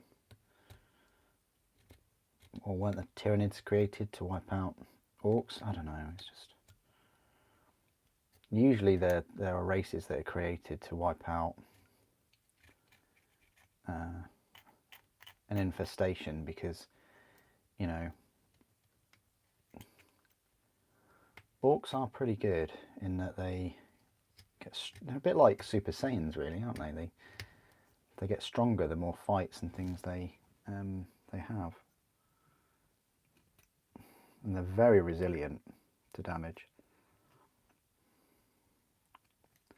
And I guess Tyranids are a bit resilient in that regard, in that they're constantly evolving, and that's why I feel so passionate about, you know, there being new models and things for Tyranids, because, you know, the amount of new threats that they've faced,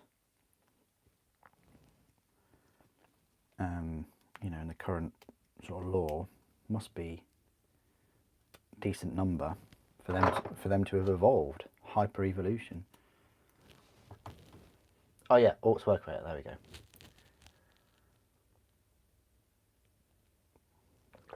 Ah, okay, yeah. I couldn't quite remember. Thank you.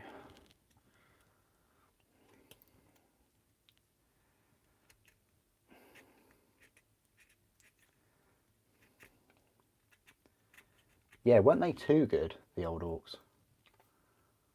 Need more anti-tau nids. Yeah. Nids with rail rifles, am I right?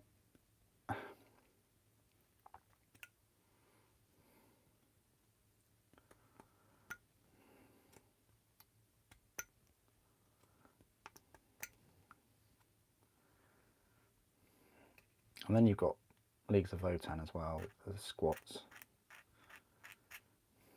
I didn't really get into those. I probably will have a little army of them at one point, you know, but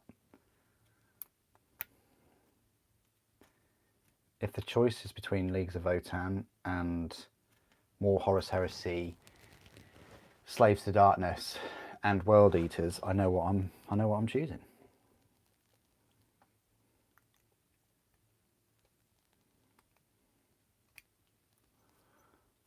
Although I heard that their rules were quite good.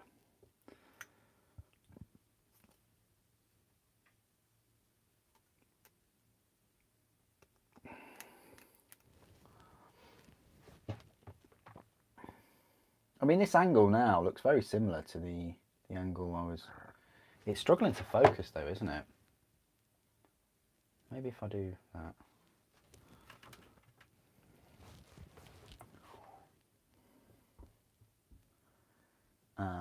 Picked up a Chainbreaker Lance. Nice one. It is. It's the best value, isn't it? Out of the sets, it is a fantastic one. It's just not for me. I've got 11, 12 knights, like 14, 15 armigers. Like believe it or not, there is a limit. Space Marines, no, there is no limit. But definitely knights and titans, there's a limit.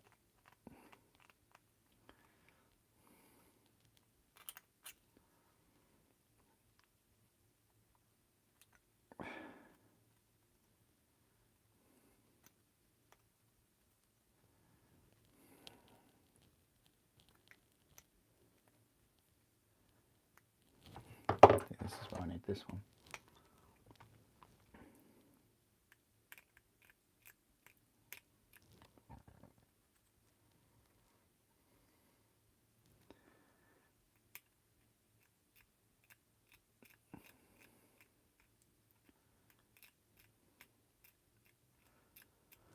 Yeah, I don't know. I mean, there were 1,000 suns, weren't there? So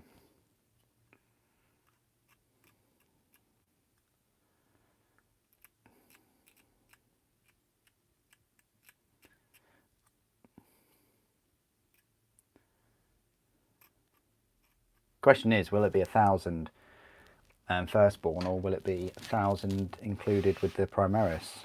I know that the Black Consuls were almost defeated, like completely, so they must have got quite a big replenishment from Guilliman. I think they did as well in the lore, from what I can understand, because they're successor to Ultramarines anyway, aren't they? But I tend to look over that.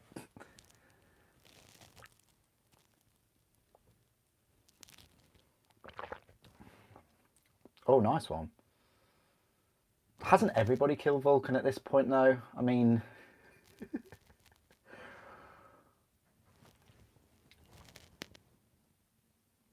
I need to read the Beast books and things, but I can't find them anywhere, Maxim. Like, I'm so annoyed that I missed out on those. So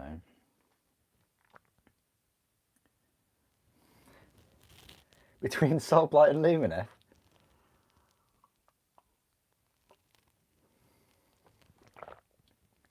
Which aesthetic really catch your eyes?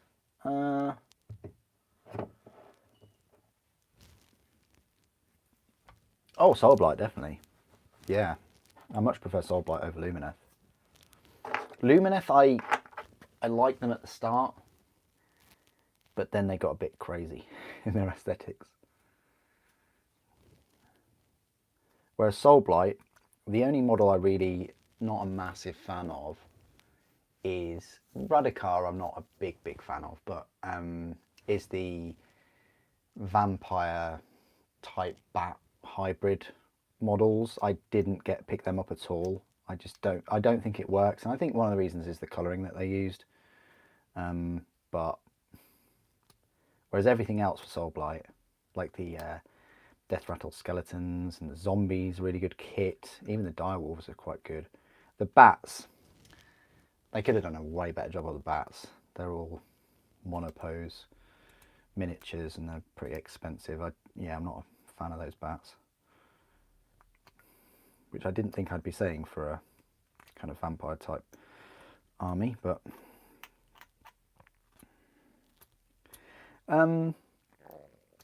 everything else, yeah, I like the white king and the skeletons and things like that. The knights.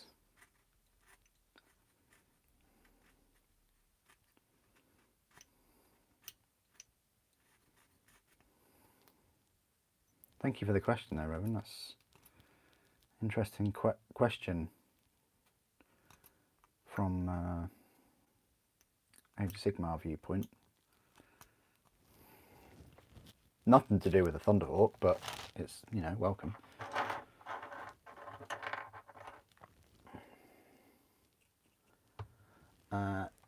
You don't need to read that series as it's a bit all over the shop. Ah, okay, thank you. All right. All right, that's fine.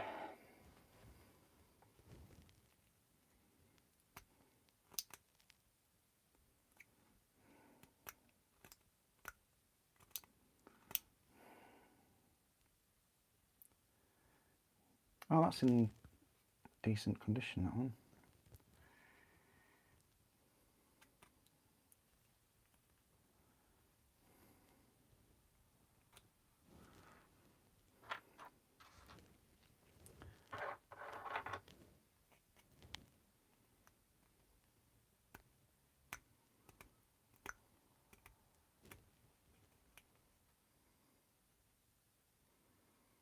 And the stream kept playing. Oh, okay. Well, it tends to do that, Kriegsman.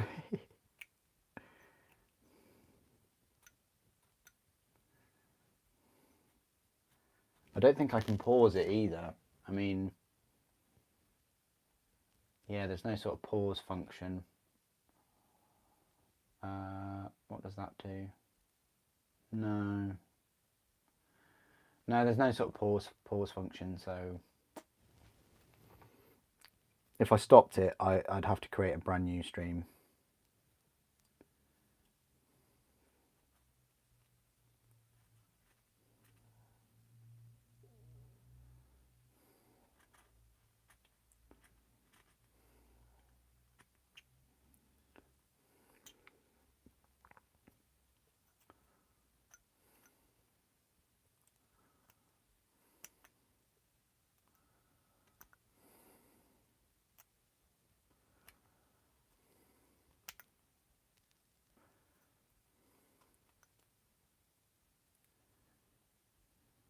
Yeah, some of these parts, they only need a slight cleanup with the old file, which is nice. I don't magnetize the missiles. I just think, what's the point? I glue them all. It's fine.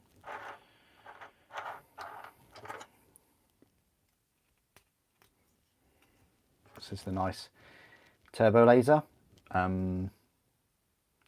It's part number 8, turbo laser destructor. You don't get a battle cannon. The Thunderhawk used to come with both, either a Thunderhawk battle cannon, it's like a specific one, or the turbo laser destructor. Just get the turbo laser destructor. I mean, this is the same turbo laser destructor on the Warhound Titan. I mean, that's got a dual turbo laser destructor. But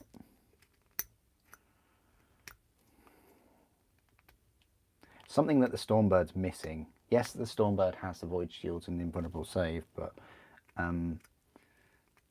it doesn't have a big scary weapon on it.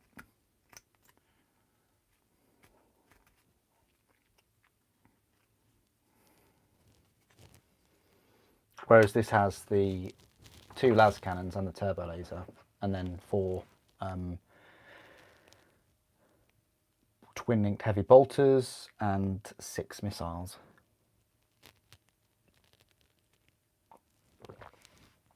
I don't think it can carry bombs though. I don't think so.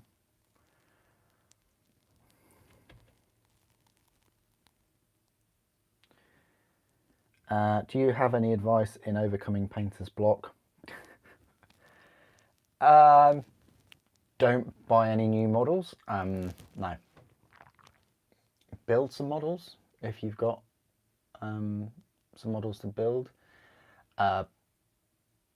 Finish a model paint-wise if you've got a model that's close to completing. Just complete that. Anything that gives you a quick win, anything. So I wouldn't advise you to start a big project like this, because then if you don't finish it, then you're going to have this uncomplete and also your unpainted miniature. So I would, yeah, I would try and finish a painted model. But if you're completely out of the painting game for a time, then you could build some smaller models. Look at some artwork if you've got any coffee table books. I've got a couple of Horus Heresy art books that always give me inspiration, but more towards building things. Like, oh, do I really want to build that 7th Predator or whatever? Yeah, well, okay. No, they gave me inspiration for heavy weapon squads and what helmets and armour I needed to use for which legion, so that was their input, I think. You had it running on your phone the whole time. Oh, nice one. So you could hear the stream then. Creek. Well, that's all right.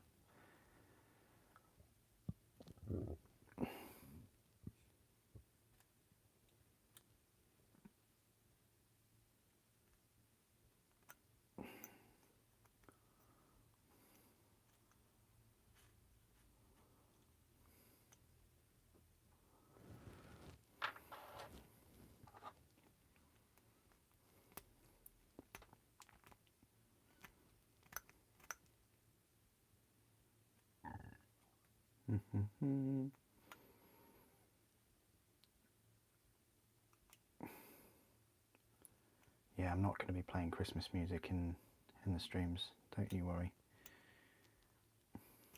And we get enough of that in all the supermarkets and stores and things, don't we?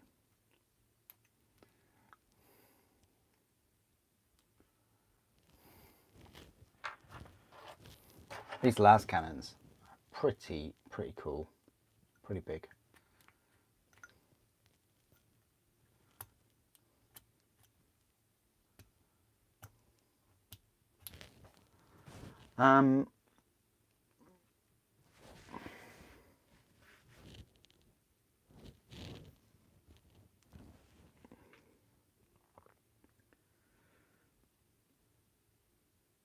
Oh, good. Nice one, Boyd. Nice one. Watch some videos, Boyd, as well. Like, watch some videos of painters. There's some really good painters on YouTube, aren't there?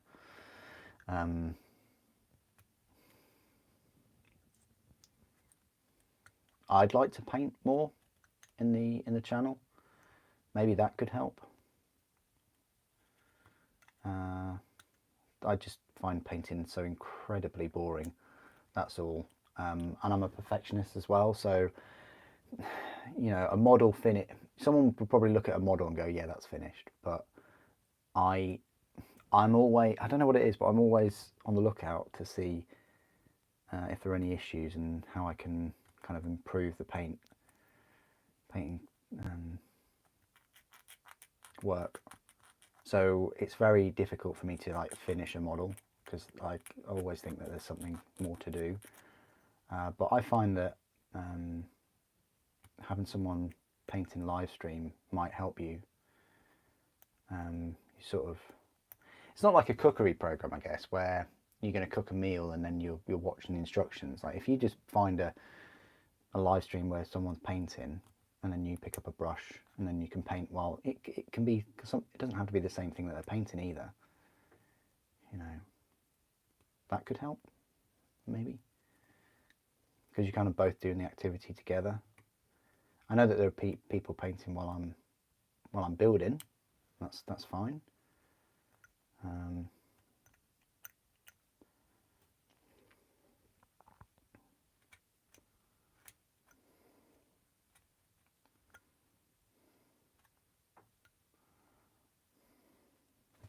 my fingers today though.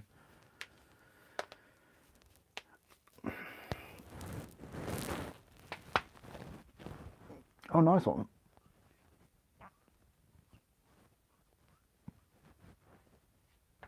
Oh, good. That's good. That's good to hear. Yeah, I think YouTube helps when you're hobbying. I find YouTube, especially if someone's building something or painting something already, you don't need to watch. Like you can just have it playing in the background. Whereas some of the episodes on the streaming services and things, some of the programs you have to kind of be quite invested in. Audiobooks, they're another good one. You can have an audiobook playing while you're building.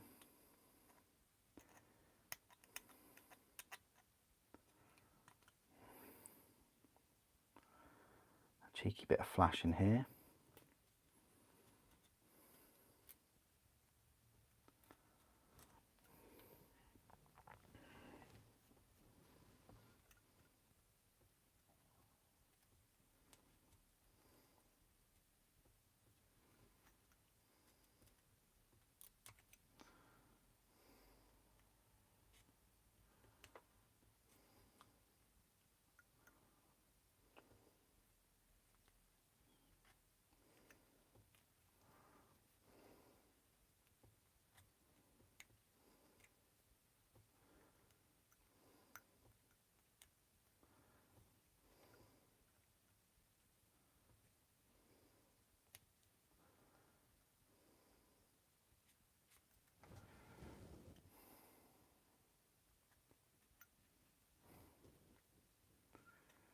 Yeah, last cannons, these are going to take a bit longer than you might initially think. But there's only 2 of them.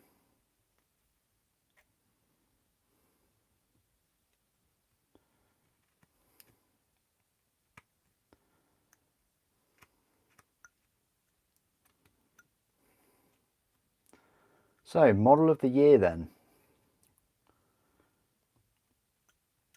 Have they announced the winner yet? I don't think they have.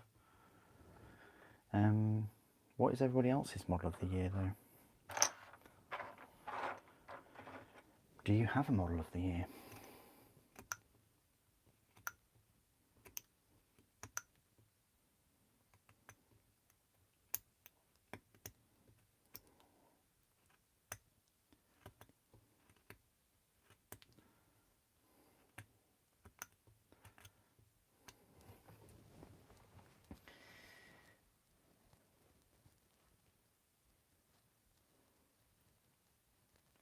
New Chaos Night.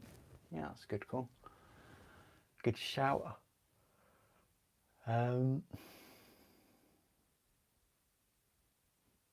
Because we had Khan this time last year, didn't we? Khan was a Christmas one.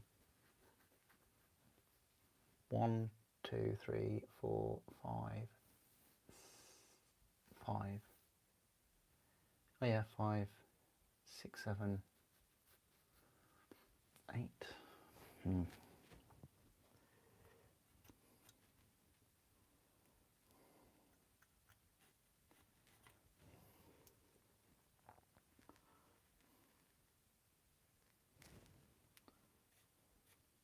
Yeah, I'm sure that you used to be able to download YouTube videos for free.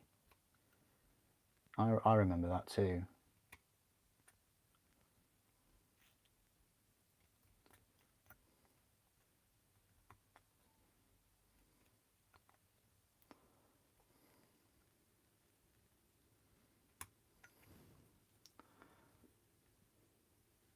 Chaos always wins it, yeah.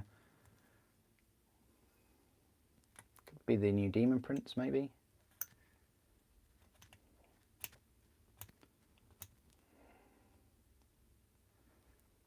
Kabanda. I think people would pick Kabanda. It's just those wings, isn't it?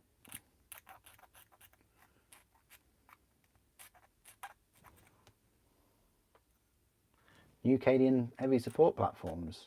That's the winning model for you. Interesting.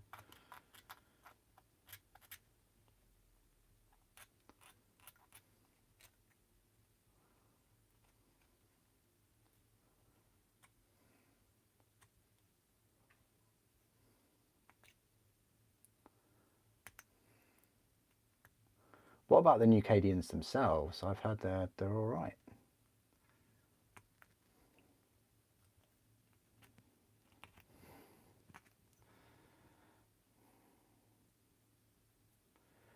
Could be something to do with Horus heresy. One of the kits, like the Kratos or the Spartan or the Dreadnought.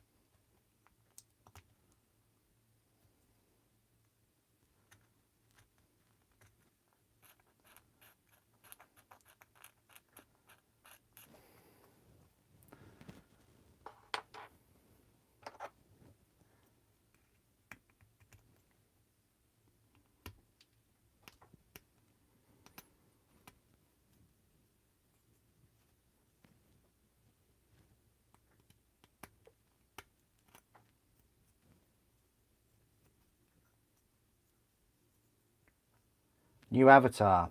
I totally forgot about that one. I'll probably give it to the Avatar.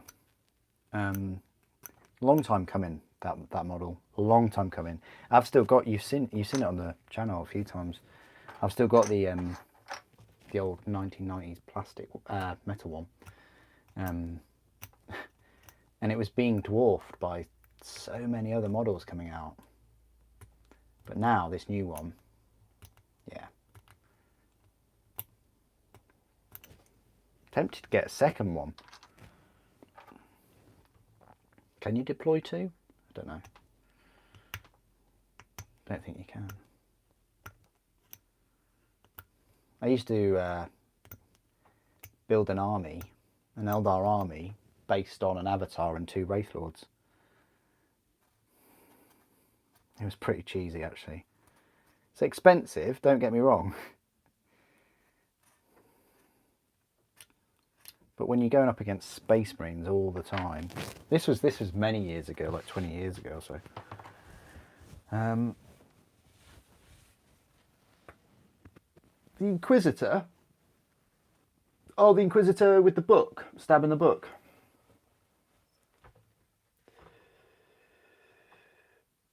Oh, is he a Lord of War?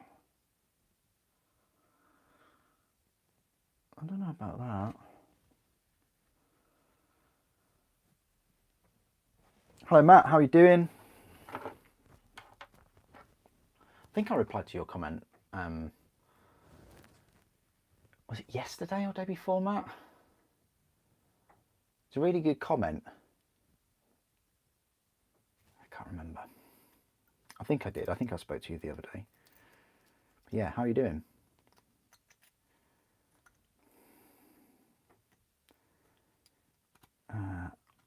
I'm currently just going through this live stream for 3 hours, building what I can of the Thunderhawk.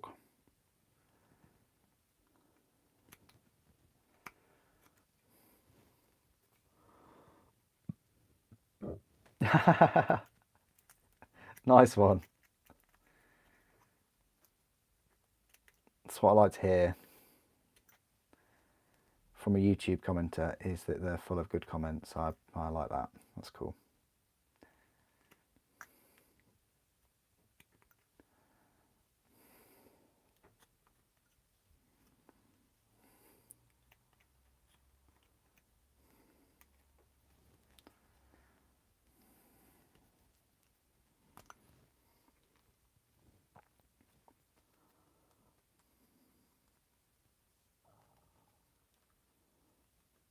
Oh, okay. Fair enough. I just remember replying to a comment of yours or something recently, that's all.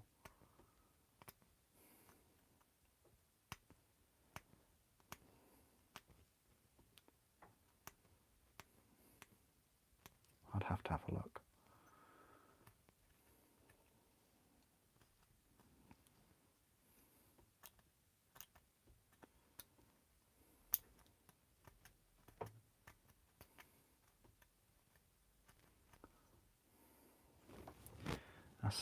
We're getting there. We are getting there. The piles are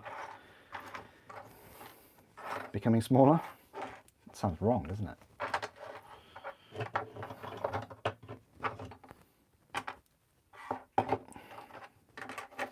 Got the air brakes to fix up and the other 2 feet. But these are quite easy to do. It's these ones that are a bit of a pain, yeah, from what I can think of, because you've got supports on each of those.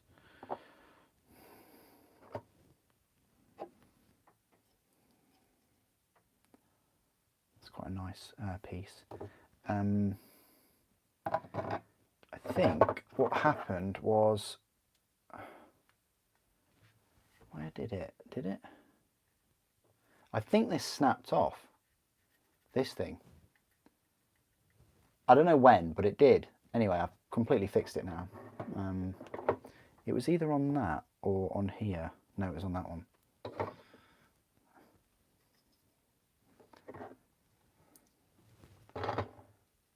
Anyway, that goes like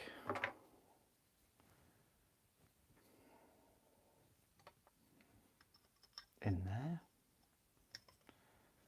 and I think that just goes on there, like so.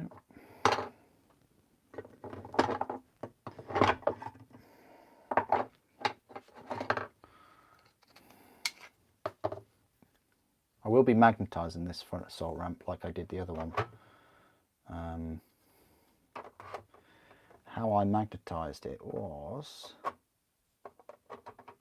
I magnetised like the side, I think it was the other side, put a magnet there, so when it closes it magnetises on the inside of the front hatchway too. Oh, nice one. Oh yeah, working from home because you're fighting off a cold. That's good. That's when working from home days really are beneficial, because you don't want any of your workmates to get what you've got. But it still sucks that you're a bit under the weather. Would you recommend getting the Ares gunship or the Orion dropship? Thinking about getting one of them as Custody centerpiece model. I would say get the Orion. Wait, hang on a minute. Which is which? Is the Ares the one with the Magna melter cannon thing? I think it is. Ares. Ares! Sorry, I've got a God of War moment there. Yeah, Ares... Hang on. Yeah, Ares is the one with the Magna. I'd say get the Orion, and I'll tell you why. Because nobody wants to get Coronis. Oh, too soon. No, I'd say get the Orion because it's just bigger. It's more of presence, and the only really reason you're getting the Ares is just for that one Magna weapon. It can't carry any Custodes, and you know, maybe at Henry Cavill on Twitter or something, like find out what he's got. He's probably got both of them, to be fair, let's face it. But you know, I would get the Orion. There's just more of a presence. It's bigger. It's the same price. You're getting more bang for your buck. I hate saying that, but yeah, you just get more value.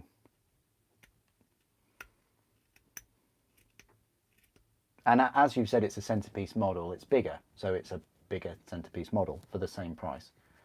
But, they aren't that complex. No, they're not that complex.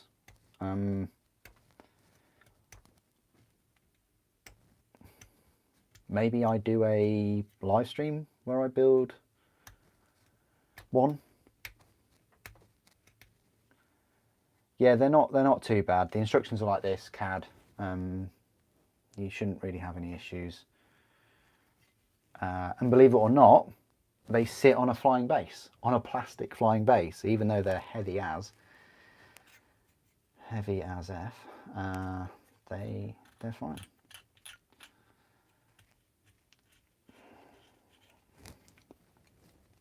I'd be very gentle with them on the plastic flying base, though. You know.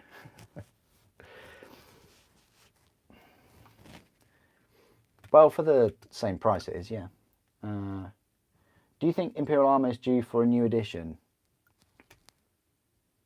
Well, I think that only came out in 2020, didn't it?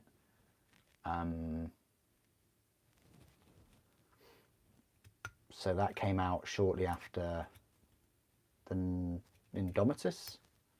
It came out like that winter, maybe.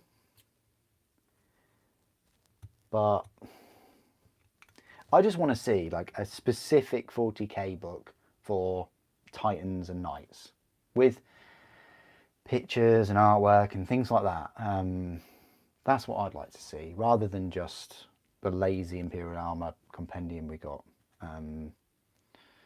with hardly any pictures at all and just data sheets. I mean, if it's just data sheets that are going to be FAQ'd, you might as well just give them all for free on release. I know people prefer books and things, but I only prefer books when they add more to the whole experience. By that I mean paint guides, I mean artwork, pictures of the models. I mean, they don't have to be like Black Book, Horus Heresy books or anything like that at £80 a pop, but it's like the old codexes, really. Not the black and white ones.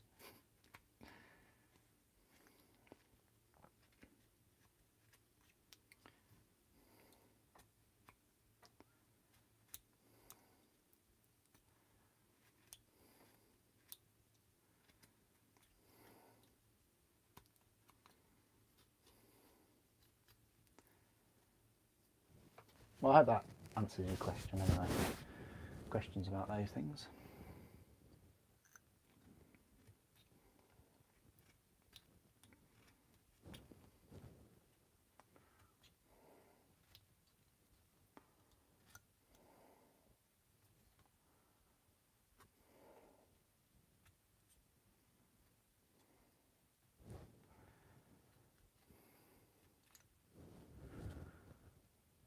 Okay, that's that foot. Got some heavy bolters to clean up. They changed the heavy bolters. I mean, the Thunderhawk looks sleeker with these type of heavy bolters, but their usefulness is definitely dropped. Because they're kind of, well, look, right, they are fixed in place. I think it's like that. They're fixed in place, so they can only rotate. They can't go up and down or slide up and down really in their mounting. So you can only fire them at that level, left or right. That's it. Whereas at least the turret offerings, you can. And what I did is I magnetized the turret offerings. You put a magnet in there, and then at least they can go up and down and they can rotate, so they're, yeah, turret mounted. They used to have them under the wings of under the aerofoils there, I think. Maybe that would just make it look a bit too bulky nowadays, but yeah, these are really quite small, the aerofoils now. Yeah, that's just like a little glimpse into those.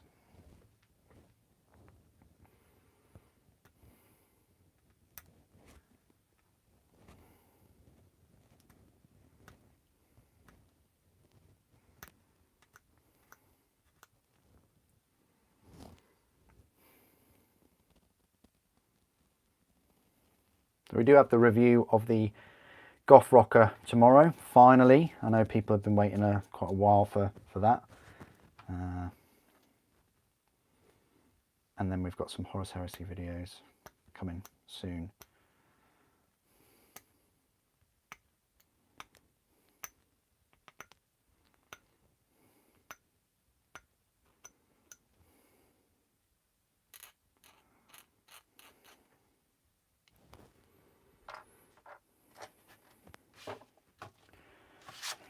Not sure why I've got this open really, but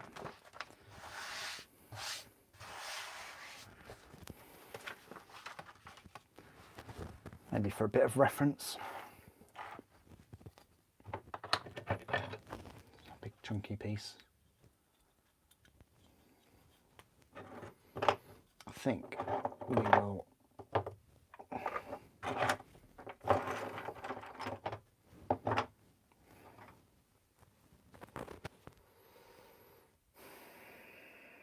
exactly, Kriegsman, that's the thing.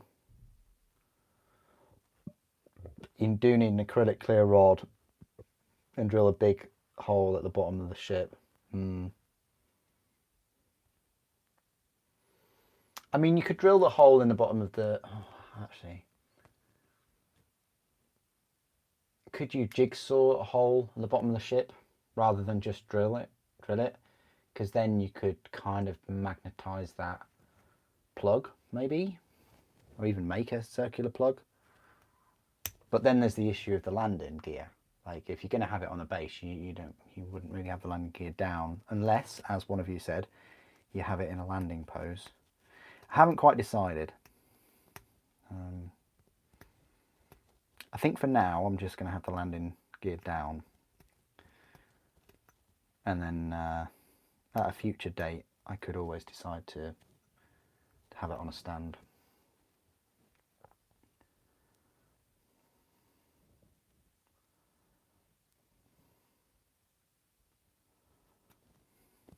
Yeah, it's possible. Ouch. I didn't stab myself, I just pushed into the pointy resin piece a bit too hard. Oh, that doesn't count. It didn't go on the floor.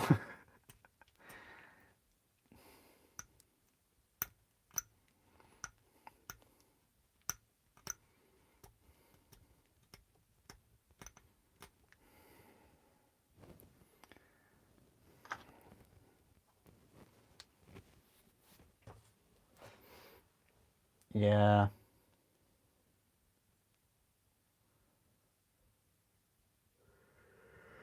Yeah, it's a one-way trip, isn't it, Max, in that one?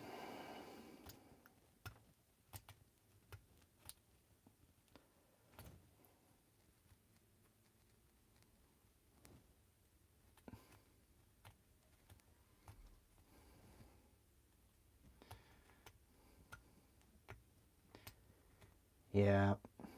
I don't know which magnet is the strongest magnet I use. Probably the Warlord Titan waste magnet. I mean, that's a strong one, that.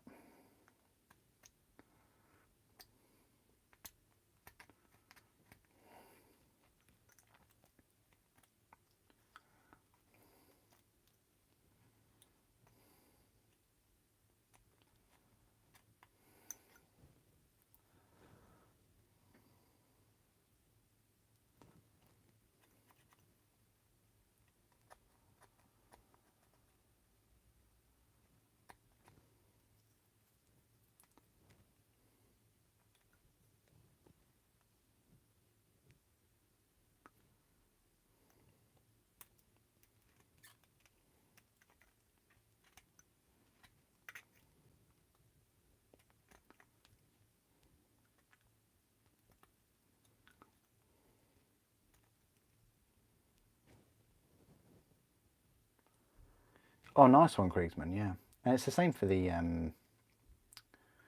whatchamacallit, the Ares and the Orion.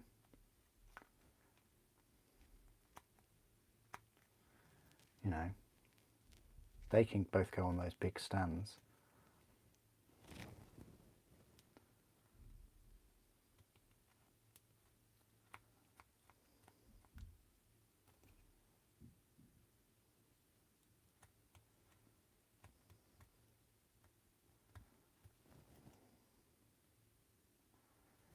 Yeah, these resin parts right here are normally in plastic. This would be, it looks familiar because it's very similar to the Land Raider one.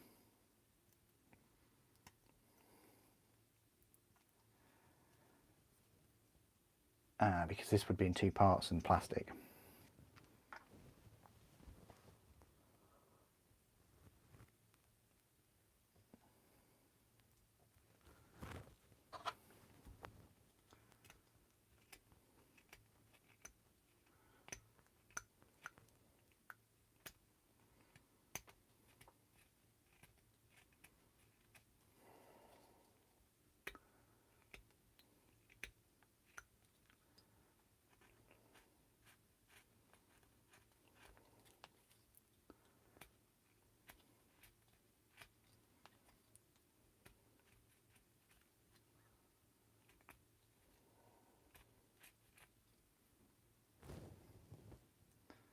Yeah, that's a bit bent, isn't it?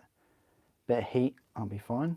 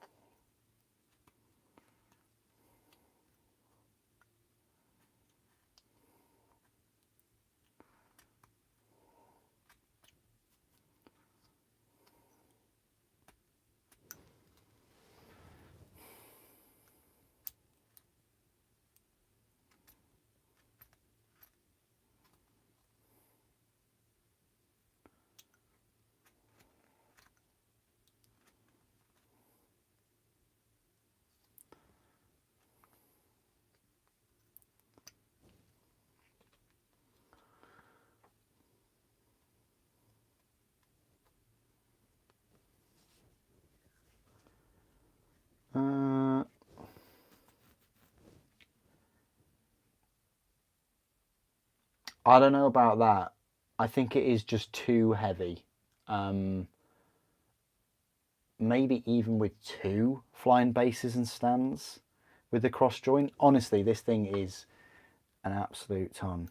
I don't think, you know, I know that when the Ares came out and things, Forge World were like, oh yeah, it's same size as same size as a Thunderhawk. It's not. The Ares and Orion are a fair bit smaller and weigh much more less. Their wings just, yeah.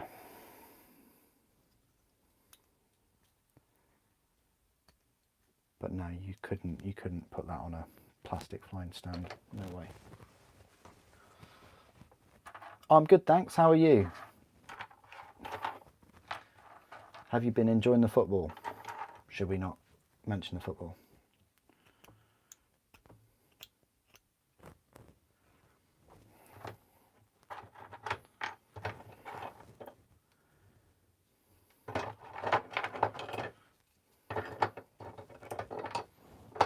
I knew it was supposed to be somewhere around here.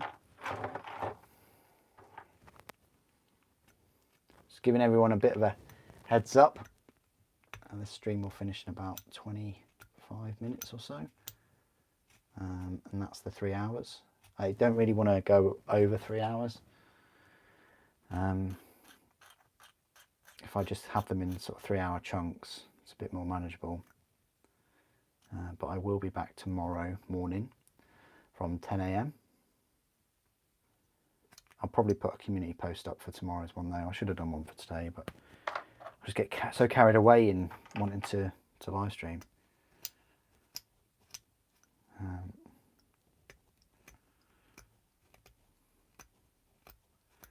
But we will continue building this.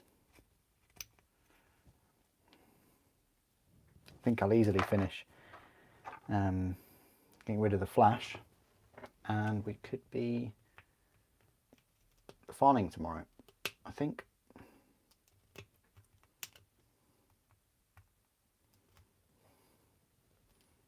I don't think we'll finish farming tomorrow though, so it might be another video on the Friday, most likely on the Saturday too. Don't worry if you've just joined and things, these videos will be up on in the live playlist for anybody that wants to watch them back. You're welcome to, of course.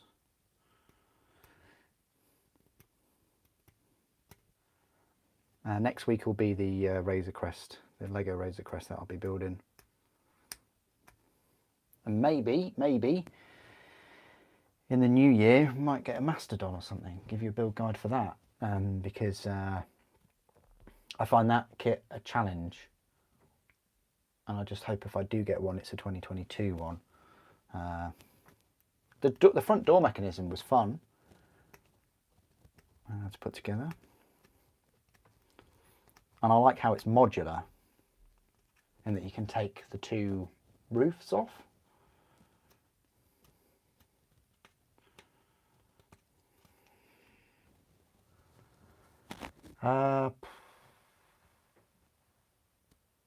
Okay, fair enough. You're just painting some ultramarines, nice one. I got adjust in a taxi when the stream was over. Okay, no worries, man.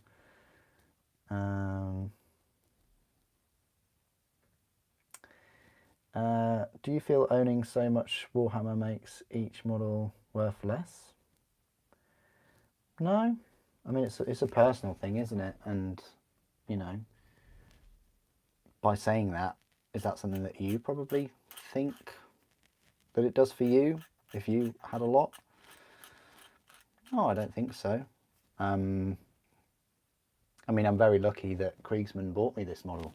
So, I mean, I'm just absolutely in awe that someone would support the channel so much to donate a channel, you know, donate this model. It's just incredible. And actually, this is probably more special than if I just bought it myself, because it's a manifestation of support, you know, and gratitude of all of the daily videos and things I create. So no, I don't think so. And also another thing is, I usually try and buy one of things to get that enjoyment out of the build. It's very rare that I'll get multiple of anything, because I've kind of already had that experience. So I look at it as every new different model is a new different experience I'm going through. I mean, I probably wouldn't be able to say that if I had quite a few Horde armies or something, but yeah, I hope that kind of answers your question a bit. I mean, ask a car owner, ask a car or motorcycle collector if owning a stable of motorcycles, or a, you know, Jay Leno, look how many hundreds of cars he's got in his collection. Does owning all of them make it each one less? I don't know. I mean, has he been asked that question before? I don't know. Look at watch collectors. I don't know. I guess it's boils down to whether you're a collector or not. I'm definitely a collector. Collector of watches, collector of Warhammer, collector of books, knives, obviously. You know, this is where I started off on the channel, is showcasing my knife collections. I think if you are a collector, yeah, I think you enjoy collecting things, and you find the value in each one of those things as part of the collection.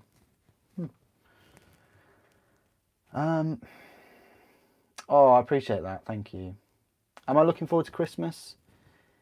Yeah, I'm looking forward to Christmas. Everyone's healthy, all the family are fine and healthy, and you know, that's the best you can really wish for, really, isn't it?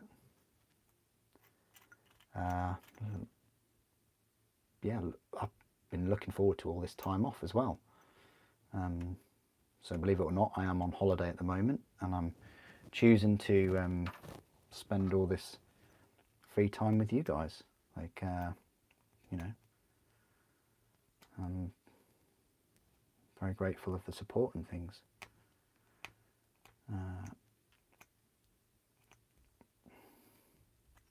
Yeah, that's why I'm not working, really, at the moment.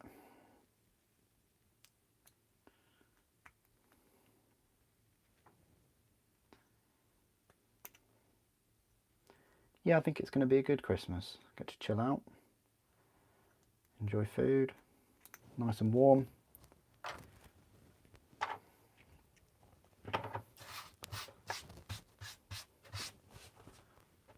How about you?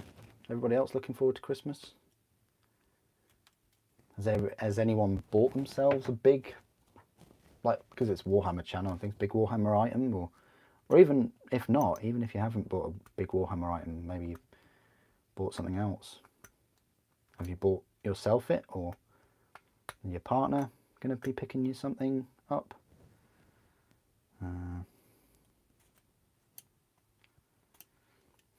Or your family? Looking forward to a battle force or two? They weren't really for me this year, as I've said a few times. How does this piece go? I'm sure I've got another one of these. Ah. He says, there it is, it's over there.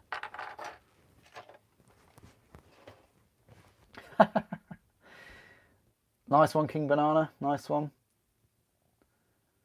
I might squeeze out a Mega Knob. I might squeeze out a Mega Knob review for you if you want. Oh, string kind of froze for a little while there. You went above and beyond for your partner. You got her a proper KitchenAid stand mixer. Oh yeah, I've heard of KitchenAid. Yeah, they're quite pricey, aren't they? She's gonna hate you. I know, it's a strange thing, isn't it, when you spend more money, or you spend it on something expensive for them, they can sometimes hate you for it. It's like, yeah, it's a strange one, that, isn't it? But I don't know, if I got one of those, I'd just be like, wow, that's really thoughtful and things. You've asked for some Dominion models that aren't in the set. Nice, nice. Asked the family for some Dark Elves to do something a bit different. Oh, cool. Nice one, Sam.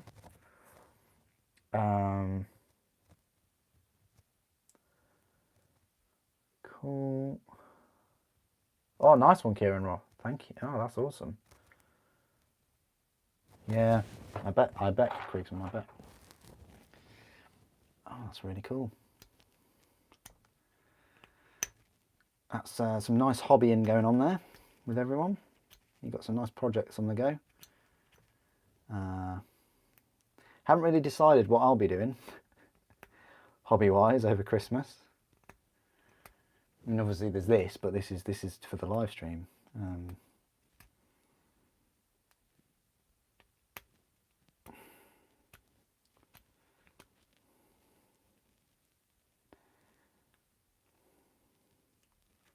maybe I treat myself and I finish building the saber tank that I started a couple of live streams ago. Honestly, that thing will take me 20 minutes.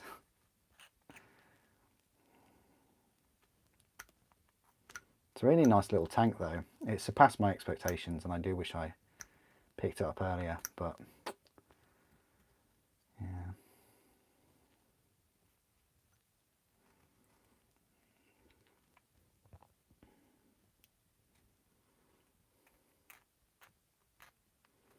Definitely going to build Grincrack's mob the weekend and a Scorpius,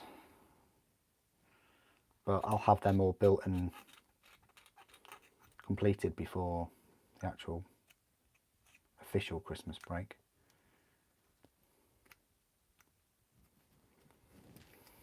I did have a little brush around here somewhere. Yeah, that sounds good, Kriegsman. Yeah, I can be on the chat later. There's plenty of other models that I'll need to be building and making, so yeah, that would be cool to have a catch up.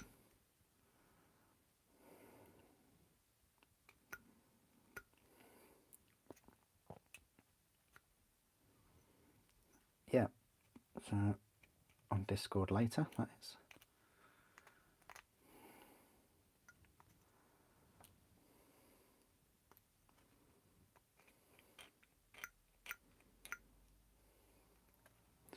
Yeah, another thing that will motivate me painting more is getting a different light. This light is not hugely adequate and things, but yeah.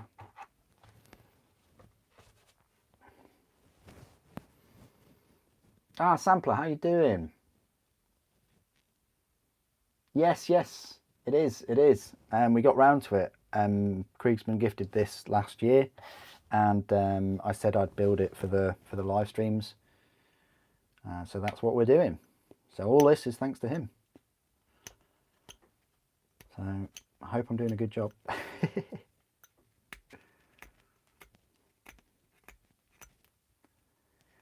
And it is my favourite 412 model as well, so you know, I'm loving it.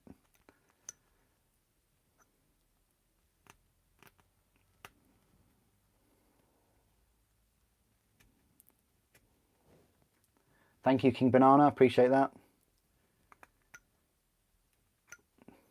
I'll go towards some biscuits for the next stream, so thank you.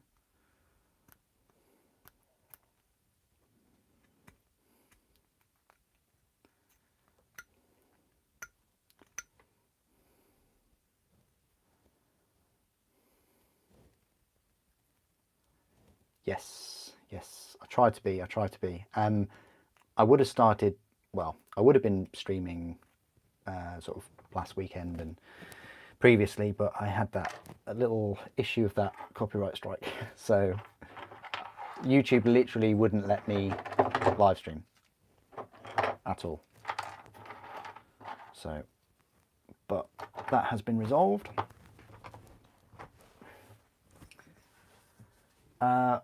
What's the kit what's the kit could, what, hang on. What's the kit could that you're working on? What's the kit? What, other than this one? Like other than the Thunderhawk and the live streams? It would be the rest of the Slaves to Darkness. I've got a couple of rhinos that I'm working on. Support Predator, that's another thing. I want to at least get the Support Predator done before the Scorpius arrives at the weekend. It might not. I mean, I only received the Techno-Archaeologist yesterday. Yesterday being Tuesday, and it was due for release on Saturday, but that's just the strikes here at the moment. But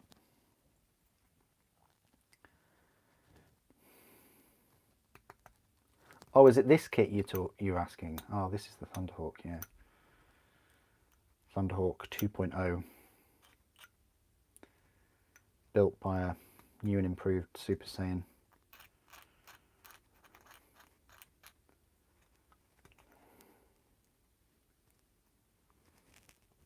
Well, I don't know about new.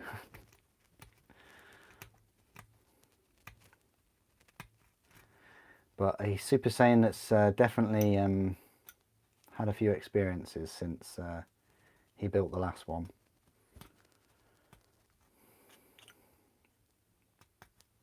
By himself in a completely different area and time. I don't know if anyone else does that, like they look at models, big models that they've built, and associate what they were doing back then. I don't know. It's got an attachment to it. The Warlord definitely has got an attachment to it. And when I mean attachment, I mean I think it's going to get possessed. Like some kind of, like, I don't know, demon. I think it's in the New Chaos Demons Codex, that creature. But paint job's pretty good though, of the demon. So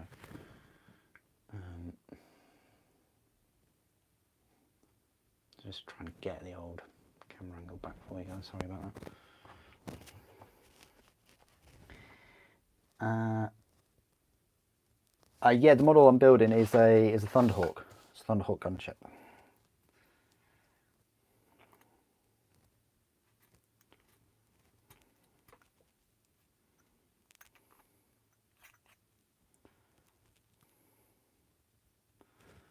I don't know if the camera's picking it up, probably.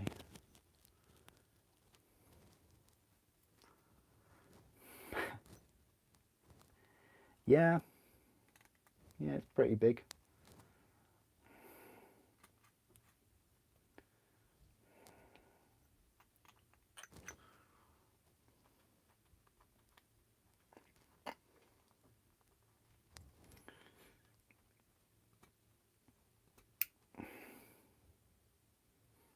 You were, and that's fond memories, isn't it, Krieg? Fond memories when you like have big purchases like that, I guess.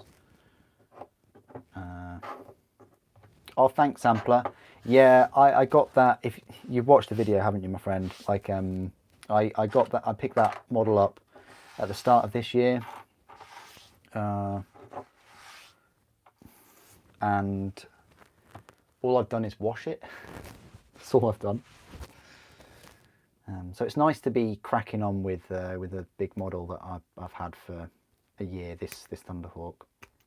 It's nice to be making progress on this. And the build is lovely. It's a really nice build. Cleaning up the parts isn't too bad either. Like once all the parts are complete and to a decent standard, then putting it together is, well, it goes together very nicely. Don't think I'll be plugging in my hairdryer anytime soon to bend parts, which is what normally I have to do.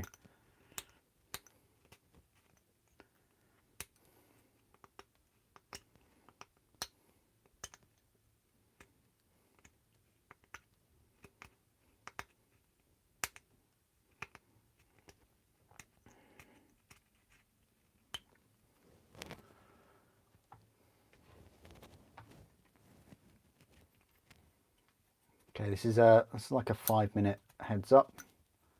I'll be disappearing in 5 minutes, and I'll be back tomorrow morning from 10. As I said, this live stream will be up in the live stream playlist. That's kind of hobbying done for me today. I promise that I won't continue with this. I'll leave it as it is. I say as it is, I'll probably put it back in the box and then do other things, but I'll try and be in the Discord later.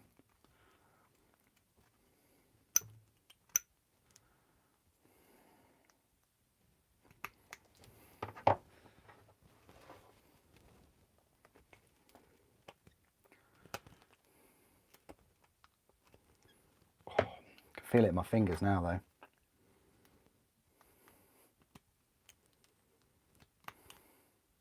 think there's a song that starts off like that.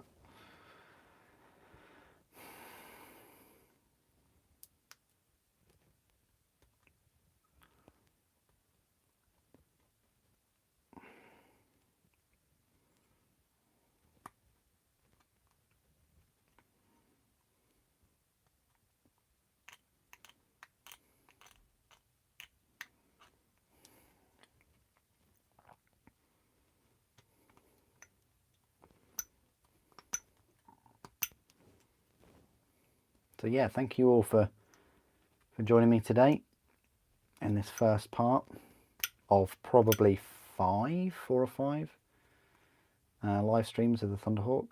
The plan is to go through all of the build for the Thunderhawk. I mean, it's not a cheap kit by any means. I'm lucky that I was gifted this, but it's definitely one to take your time on.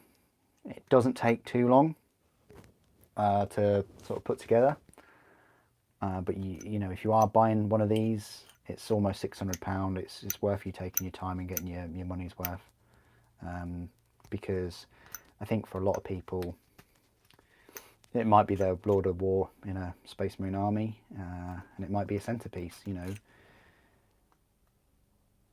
if you're on the fence of whether to get a Mastodon or a Thunderhawk, just get the Thunderhawk. Just save up a bit more money. It's a nicer kit in my opinion, and it's more iconic, and it's got better features like the turbo laser and things. But yeah, you know, it's probably one of the best Lord of Wars, the go-to Lord of War for a Space Marine Legion, Space Marine chapter. More than a Mastodon, more than a Stormbird even, more than any of the super heavy tanks. I'd recommend this over any of the big Space Marine vehicles that they do, especially like the Falchion, the Glaive and the Baneblade. Like, you know, those are hybrid kits, plastic and resin combi. This is a full resin, this is full CAD instructions, and you can build it and then like leave it. You don't need to do anything else. You don't need to sub-assembly it. There's lots of magnetization tips and tricks that I'll go through to get the most out of this one. And I will go through those as we continue the build.